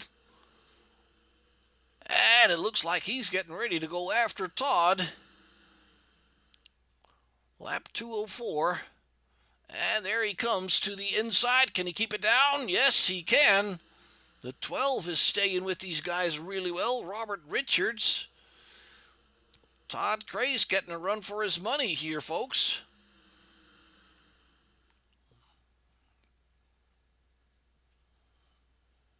Yes, indeed. It looks like Jason Branch is pulling that car into the lead here. Good job.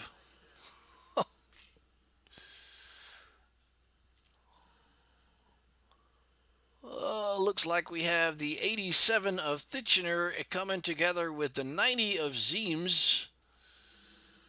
Let's go and check on them. There's more.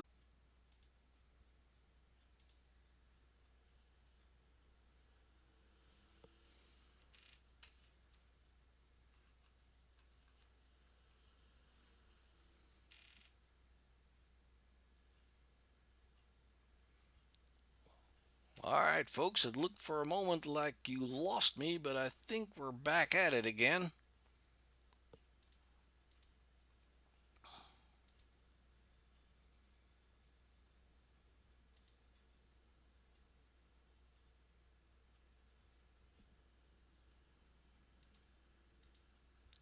There's been a hiccup in the stream here, folks. I apologize for that. I do believe you're back with me.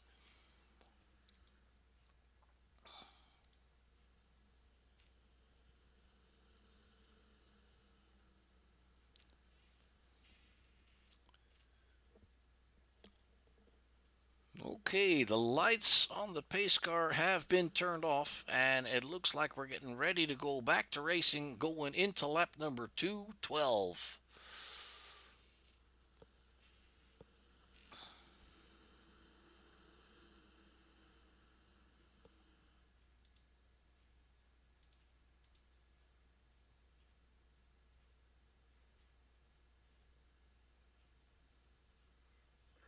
There we go. Jason's on.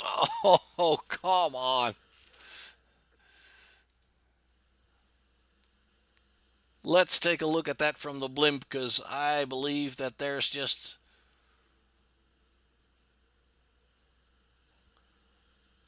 drivers in there that think they can go through other cars, folks. I'm not impressed by this at all.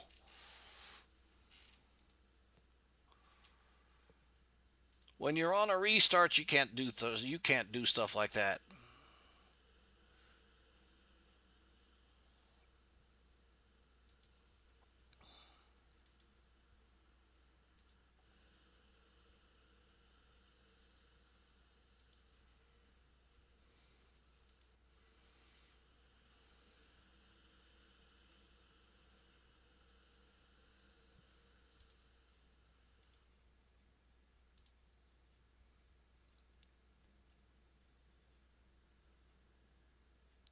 Now they're waiting for the pace truck. Sometimes when a quick yellow comes out, the pace truck has to come around through the field. There you have him. Wilson into pits. I believe he was caught up in that there.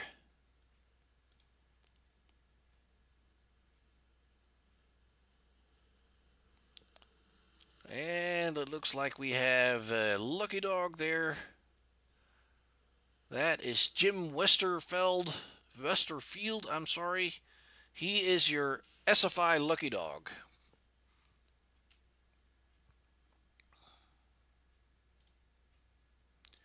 And your hardest charger at this point would be Todd Merkel.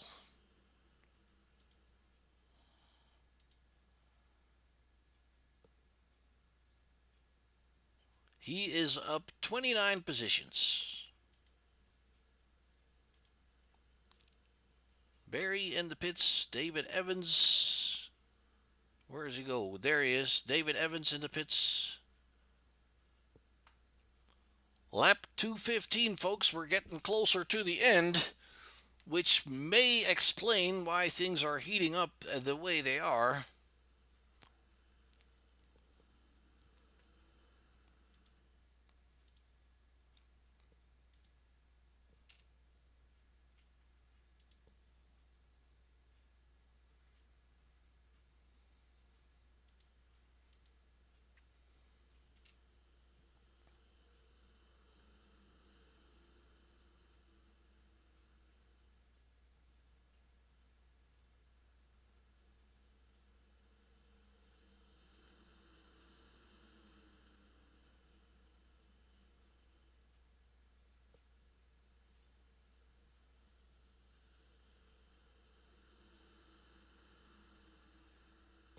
Branch and Richards on the front row there. Todd Cray and Caldwell behind them, and then Thorndike and MacArthur. Jason Branch lifts off in pretty good style. Roberts on the inside of Cray. Pretty close together there. It looks like Robert can hang on to that second place. The 94 of Caldwell coming.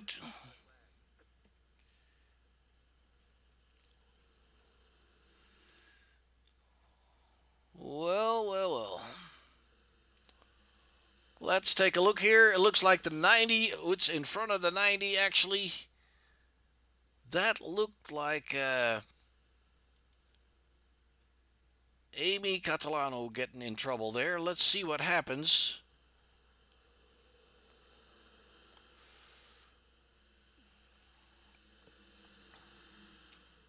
Oh,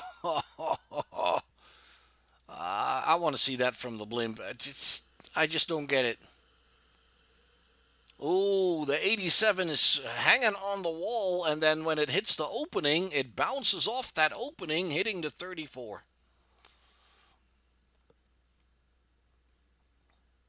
Tough luck there for Amy Catalano. Titchener is also on pit road. Amy is on pit road there coming out. Nicoletta is on pit road. I don't know. Nicoletta has been running.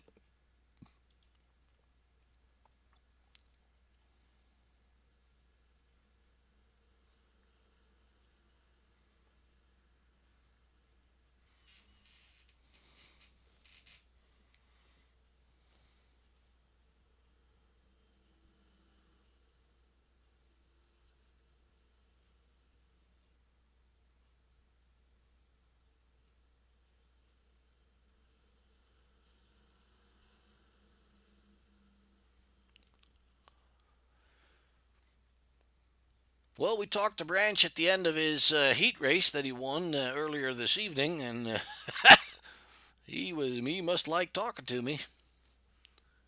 If he can pull this off, that'd be a good night for Jason.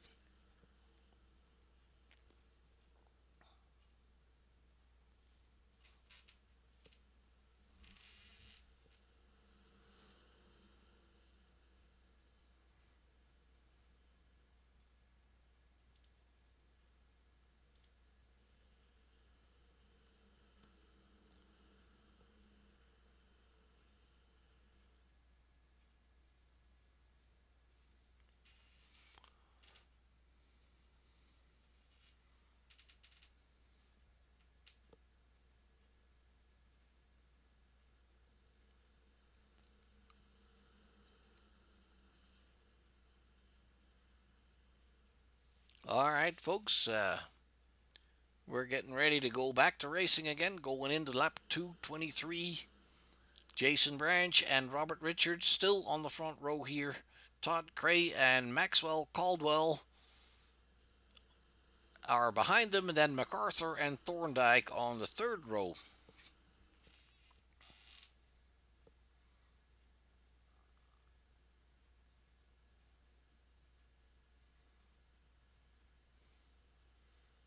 There we go. Good start for Jason Branch.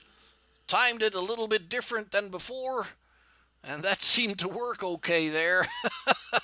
Richards in second position, hanging on. Caldwell in third. Cray in fourth now.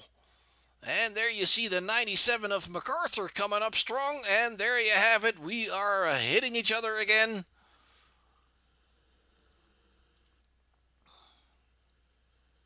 Coming off the turn.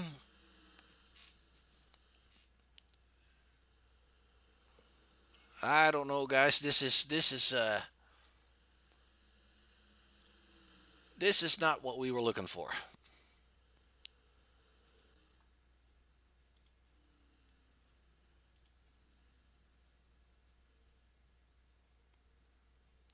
And it looks like once again, oh, nope, there's the pace truck.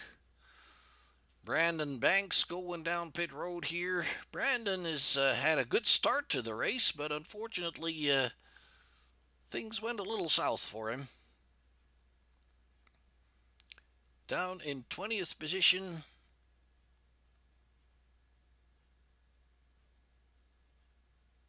Looks like he took fuel only.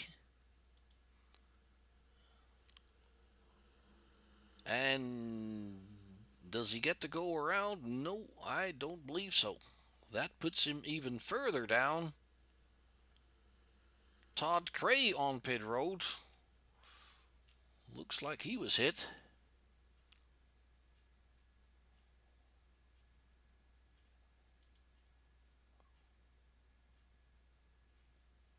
Looks like Todd is also taking tires while he's there anyway.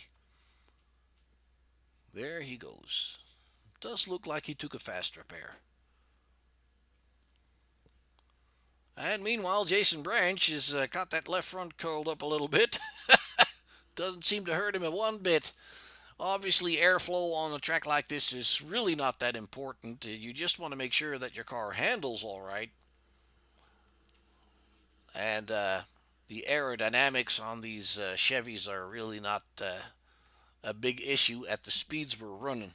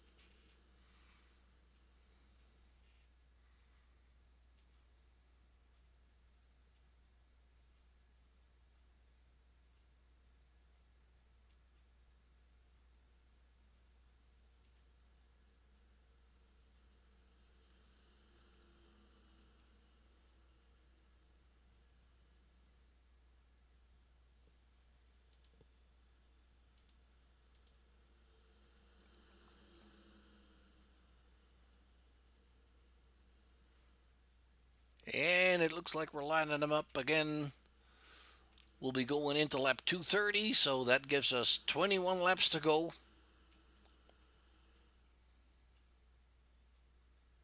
Getting close to 2 hours of racing here, folks.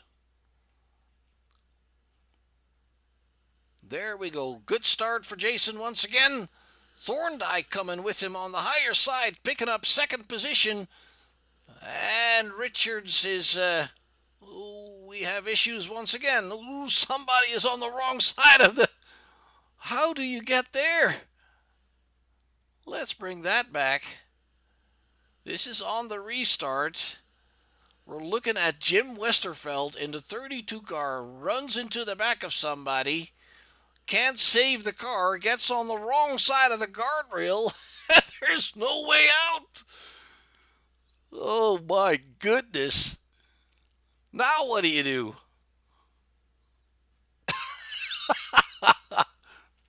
There you go.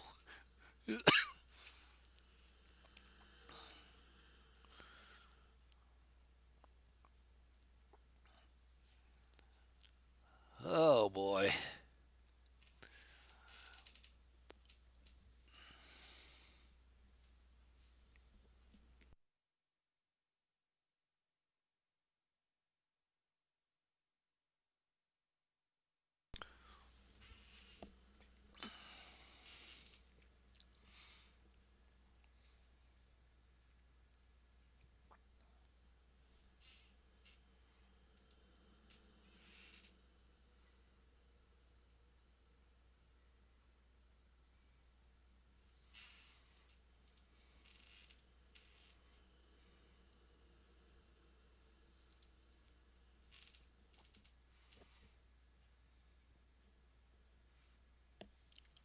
And there we have the lucky dog. And once again, that's not working. That looked to me like Brandon Banks. Yes, indeed. Brandon Banks is your SFI lucky dog. That brings him back onto the lead lap in 20th position. Things started better than they are right now for him. Jim Westerfield is on pit road.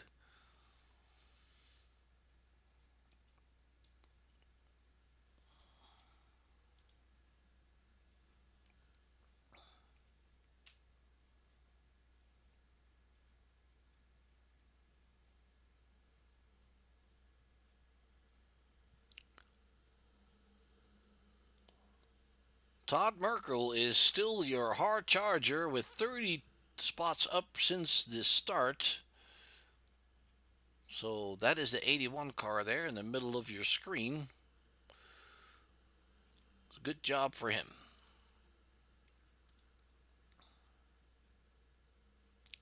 Thitchener seems to be working his way back up.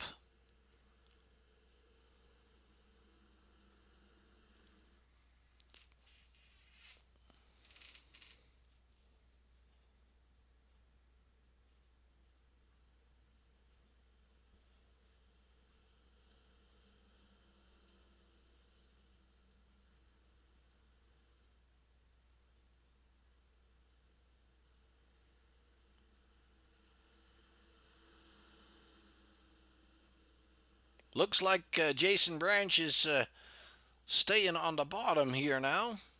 Richards will be coming to his outside. Thorndike and Conklin are behind them. And Caldwell and Berry. Berry is now in 6th position.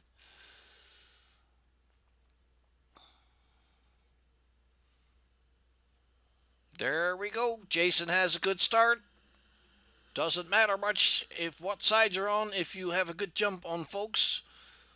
Richards and Thorndike going at it there for 2nd position. Conklin, oh, you got to be kidding me.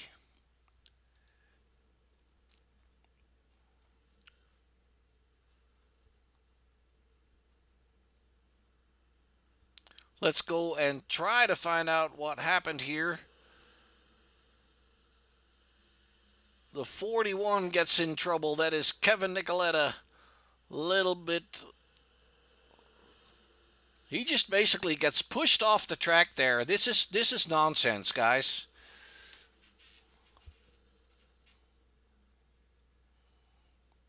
Let's look at that from the blimp.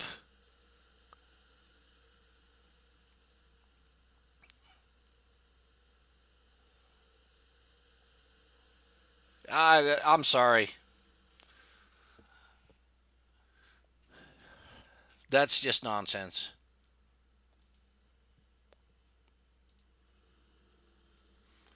Well, Jason, if it runs you down to the end like this, you don't have too much to worry about. There is your lucky dog. I believe that was That was the number 3, if I saw that correctly, but I'm not 100% sure. And I can't find him.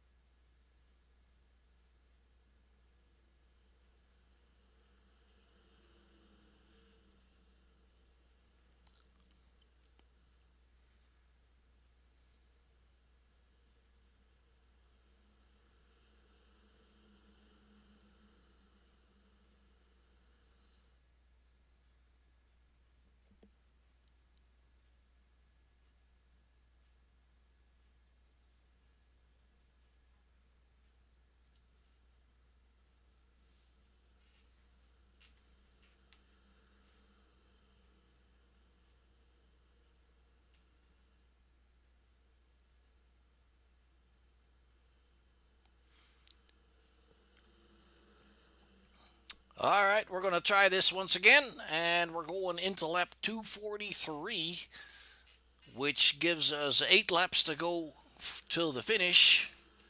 It would be nice if we could do those 8 laps under green. Jason Branch is leading the pack here. He's done a phenomenal job tonight. Robert Richards, ditto. There we go once again. Jason's got a pretty good start there. Richards and Thorndike back at it for a second. Richard is hanging on there. There you go.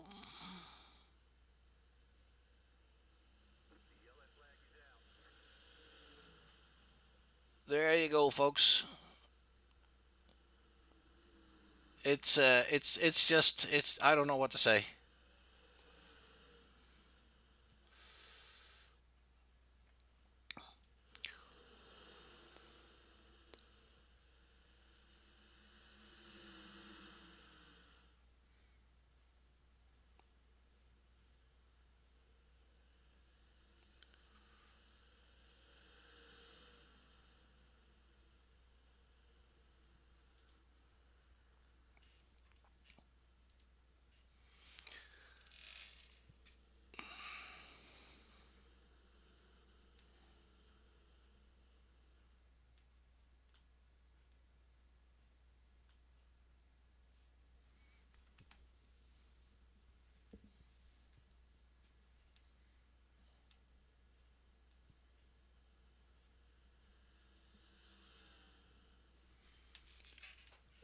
And I believe that was the 191 of Pete's going around. He is getting the lucky dog.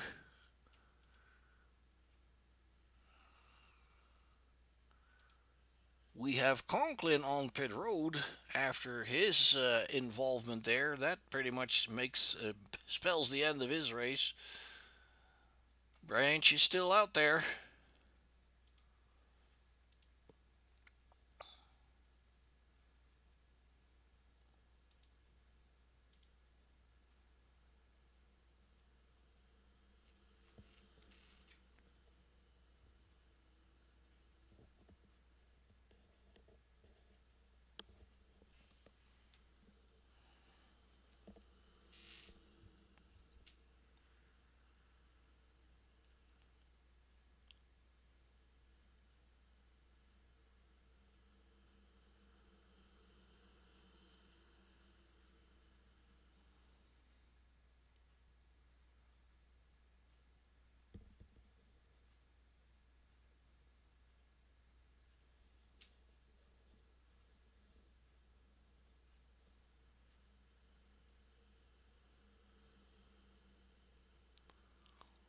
All right, so going into lap 249, we're going to get the green flag. That is 2 laps, guys. We can do 2 laps.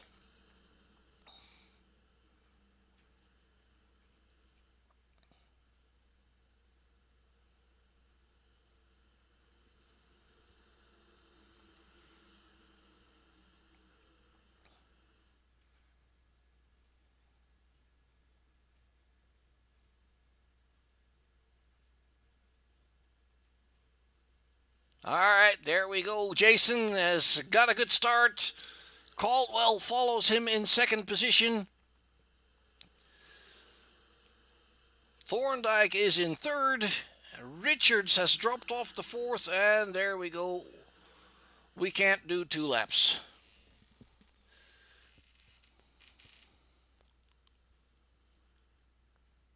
Well, I don't know.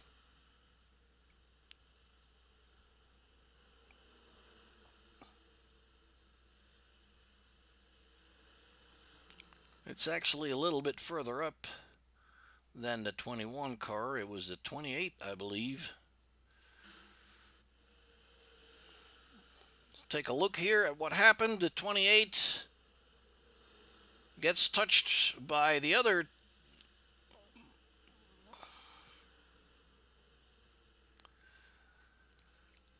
That was Brandon Banks in the 14 car that turned him around. Brandon Banks is running in 20th position, 2 laps before the finish, and you race that way. I mean, I'm sorry. Well, let's see how many green-white checkers we need.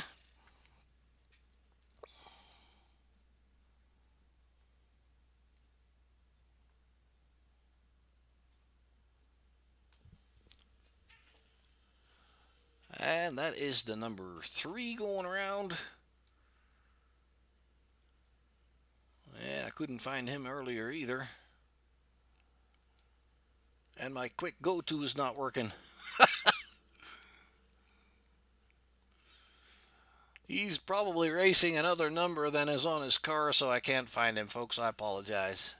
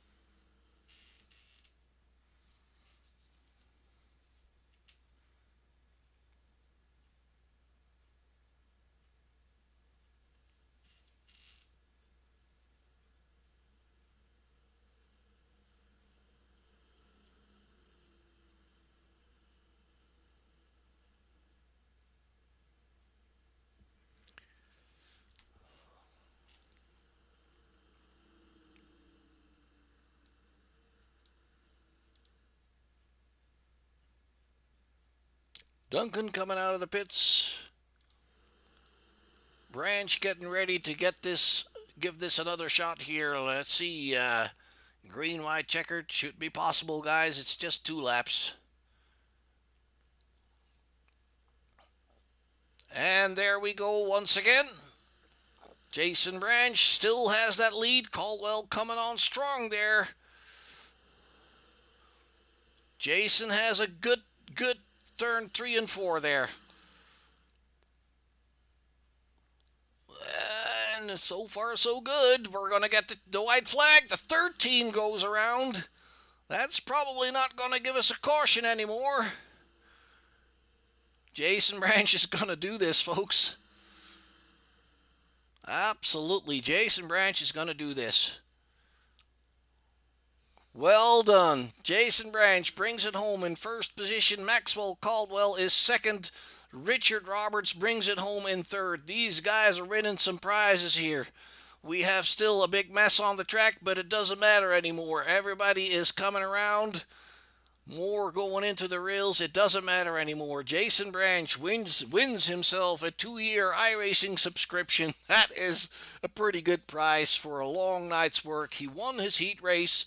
He brings it home in first position here tonight on the first if the first Black Friday interleague racing event for organized by Blown Piston. We've had a lot of other leagues joining in here, and I will be honest with you, I think it was a bit messy. We should be able to do better. Even with that many cars on the track, we don't. We need to be able to race more than 5 laps without going yellow. But that's just my opinion. I congratulate Jason Branch. I do want to express my appreciation to Scott Wise and Lauren Wise for the hard work they've put into this. It's been a few weeks of organizing stuff. I'm sure I just have the easy part. All I have to do is say yes, but they have to talk to league owners and drivers and whatnot. And so hats off to Scott Wise for setting this all up. Let's go and see if we can find some people to talk to. Let's see, Richard Roberts maybe. Let's just find Jason Branch here. Jason, this is Mark in the booth. Congratulations, my friend. Hey, appreciate it, Mark. We talked earlier this evening in your heat race, and we were kind of hinting at this already. You pulled it off, my friend. Yeah, I didn't know if I was going to be able to do it. The car was, like I said, kind of tight in the heat race. I made a little adjustments in practice. Realized in between the heat race and this race that I can move my brake bias farther down than I thought I could, and it helped me rotate the corners a little bit.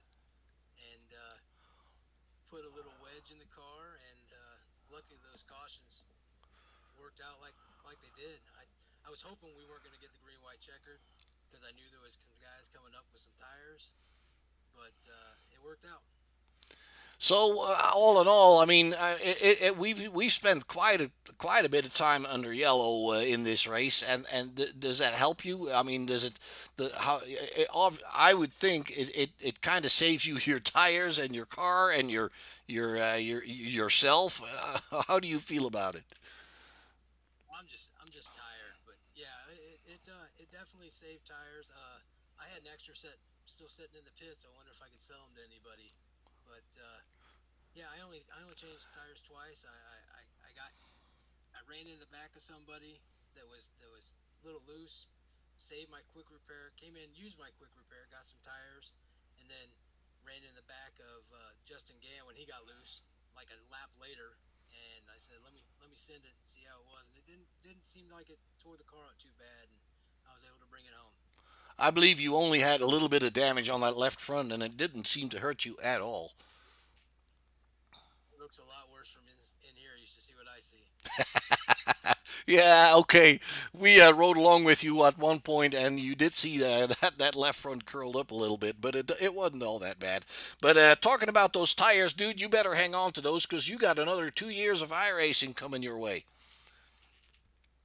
I was just talking to my wife about, hey, I gotta get this iRacing during Black Friday. I mean, and I said, well, hold off. I never will things, but hey, I guess my wife won't be so mad that it's almost 2 o'clock in the morning now. Yeah, well, you finally win something you can really use, man. Appreciate you sticking with us there, Mark. I see you guys had a little issue in the booth there, and appreciate you coming back. Yeah, it actually didn't drop me completely. I have it set up where it automatically reconnects, so and that worked fine. It doesn't always work perfectly, but it worked good now. So yeah, and another thing is, when you have like 42, 43 cars on the track, and there's a massive crash where like 4, 5, 6 cars are involved, it starts blinking out on you, man. It just can't keep up. Oh yeah, I believe it. There was some of those here. I know one of those last cautions coming around. It's so hard to see around the corners of this track, and I I came around the corner, there was a car sitting right in the middle of the road. I thank God I could avoid here, make sure my teammate Oh, well, I think I lost you there. restarts. We could plan that jump, that restart. He would get ahead. He would get alongside that second place car and kind of help me out a little bit. So that worked out. Yeah, yeah. Well, I mean, Jason, what I saw from you in that final part where you were leading every restart, you had a good jump on the guys. Not a big jump, but a good enough jump to find your own lines and make it work for yourself. So just kudos to you, man. You did a great job there. We hinted at this earlier this evening. You got it done. You're winning 2 years of iRacing once again, so you can't quit anymore now, man. No, and I just bought a new steering wheel today. I'm waiting on it to get here, so I'll get use out of that then. Cool, absolutely cool. What'd you buy?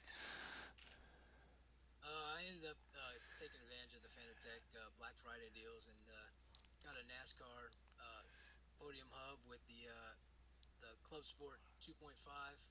Uh, Going from the Logitech, it's going to be a big jump up, so I can't wait for it to get here. Absolutely, yeah, that'll definitely help you. All right, Jason, congratulations once again, my friend. Any shout outs you want to throw into the world? I just want to, my teammates and my league, BPRL. We worked hard on working on a setup all week, and it was strong. And Scott and Lauren for putting this on and letting us all come out here and tear up our cars, I guess. But yeah, I'll be looking forward to this next year. All right, sounds great, Jason. Jason, I'm going to hand you over to Signature Esports. They've been covering this race as well, and I'm fairly sure that Jason will want to talk to you there. Yeah.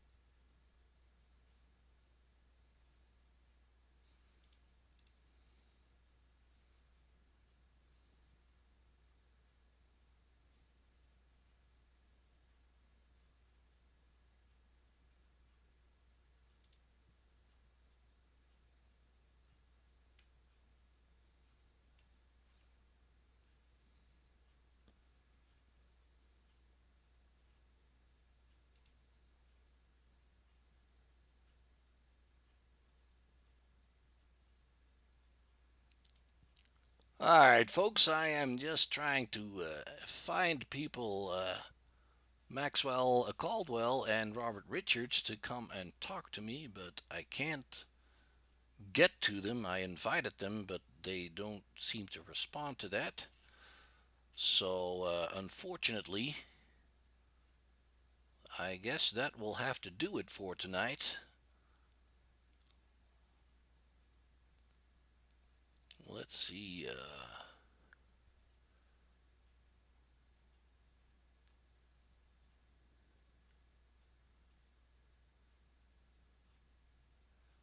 Yeah, they don't seem to be responding to this invite I sent them. So I'm afraid that's going to have to do it for tonight, folks. Again, to summarize it all, I think there's a few drivers that have done a phenomenal job. Jason being one of them, being patient in the beginning, working his way up, and staying in front when it mattered. Thinking about his tire management and his pit stops. When he's got a little damage after that fast repair, just kind of staying out there, seeing if it worked or not, and it did, and so that way he could choose track position over a perfect car, and he made that work for himself. So congratulations to Jason. Jason is the first winner of the inaugural Black Friday Interleague Racing event. We're going to try and do this again next year. And the only suggestion I would make is to do away with fast repairs because I think it makes people too eager, maybe. And I think we've seen a bit of a mix here of we've seen some good battles at the front. Don't get me wrong. There's been some good racing. It was just not never very long because in the rest of the field was just a little bit too messy for my taste. I think if you look at the The amounts of yellows that we had and the amounts of laps we spent under yellow is just a little bit too much for an event like this. But hopefully we'll get it sorted out next time. We've had these issues in the Blown Piston League for a few races, and we made some changes and did away with faster pairs, and that most certainly helped. So maybe that's a thing for the future to think about, especially folks when you're driving for when you're racing for prizes, for real prizes, and it may not be a whole lot of money. Nobody's becoming rich overnight here, but if you're racing for real prizes, that obviously adds fuel to the fire. So if we're racing for prizes, I would be a promoter of not having any help. If you want to be the best, you need to be able to be the best without faster pairs, without that kind of help. So that may be something I would throw in the hat if we talk about doing this next year. But that doesn't mean I didn't have. I didn't. I did most certainly enjoyed myself here. It was fun working up to it. The heat race was actually a very good race, and unfortunately the feature race was a little bit less exciting. Aside from the battles that we had, they just weren't long enough.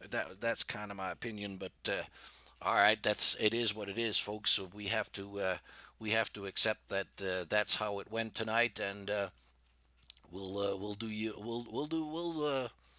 figure it out. We'll all figure it out. All right. So once again, let's acknowledge Wise Guy iRacing Graphics for the sponsorship of this race. We also want to acknowledge Wise Choice Contracting, working in the St. Louis areas for windows and doors. We have several other sponsors we want to thank. Superior Templating being one of them, JM Transport, Misfit Media, Cop Blue, SFI, and R&R, and DXP.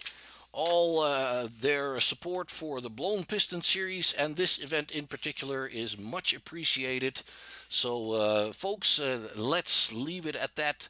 We will see you again next Friday, I believe, for the truck race with the Blown Piston Racing League, and then on Sundays with the Xfinity cars.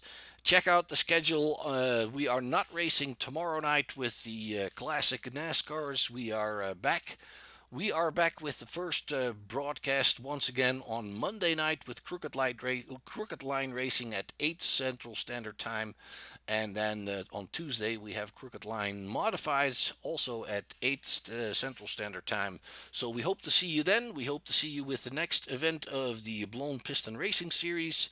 Once again, big thank you out to the organizers, Jason and Scott Wise and Lauren Wise in particular. They worked very hard to try and make this a success. I think when you look at the number of drivers that they have recruited for this event, I would definitely call it a success. Everybody was willing to race hard, and unfortunately sometimes a little bit too hard. But that's just sometimes unpredictable. You can't always tell how things like that will go. All the leagues that participated: Blown Piston Racing League. Yeah, hello. Got me? Oh, I'm sorry. Yeah, I'm still broadcasting. I'll talk to you in a bit, okay? All right, folks, I just wanted to mention that the drivers come from several leagues here: Blown Piston Racing League, Area 51, ESRA, Iron Thunder, OSRA, Swift Motorsports, and I believe I forgot one, and I believe it was BLS or something like that. I don't remember. And then obviously I also want to acknowledge working together here with Signature Esports. He thought I was already done. There you have him, BRL. I was missing them. So thank you to all those leagues for helping make this a success and getting your drivers to participate. And again, folks, we'll see you again on the next Short Shift broadcast on Monday night. My name is Mark. Thank you very much for your attention. And until the next time, stay healthy and take care of one another.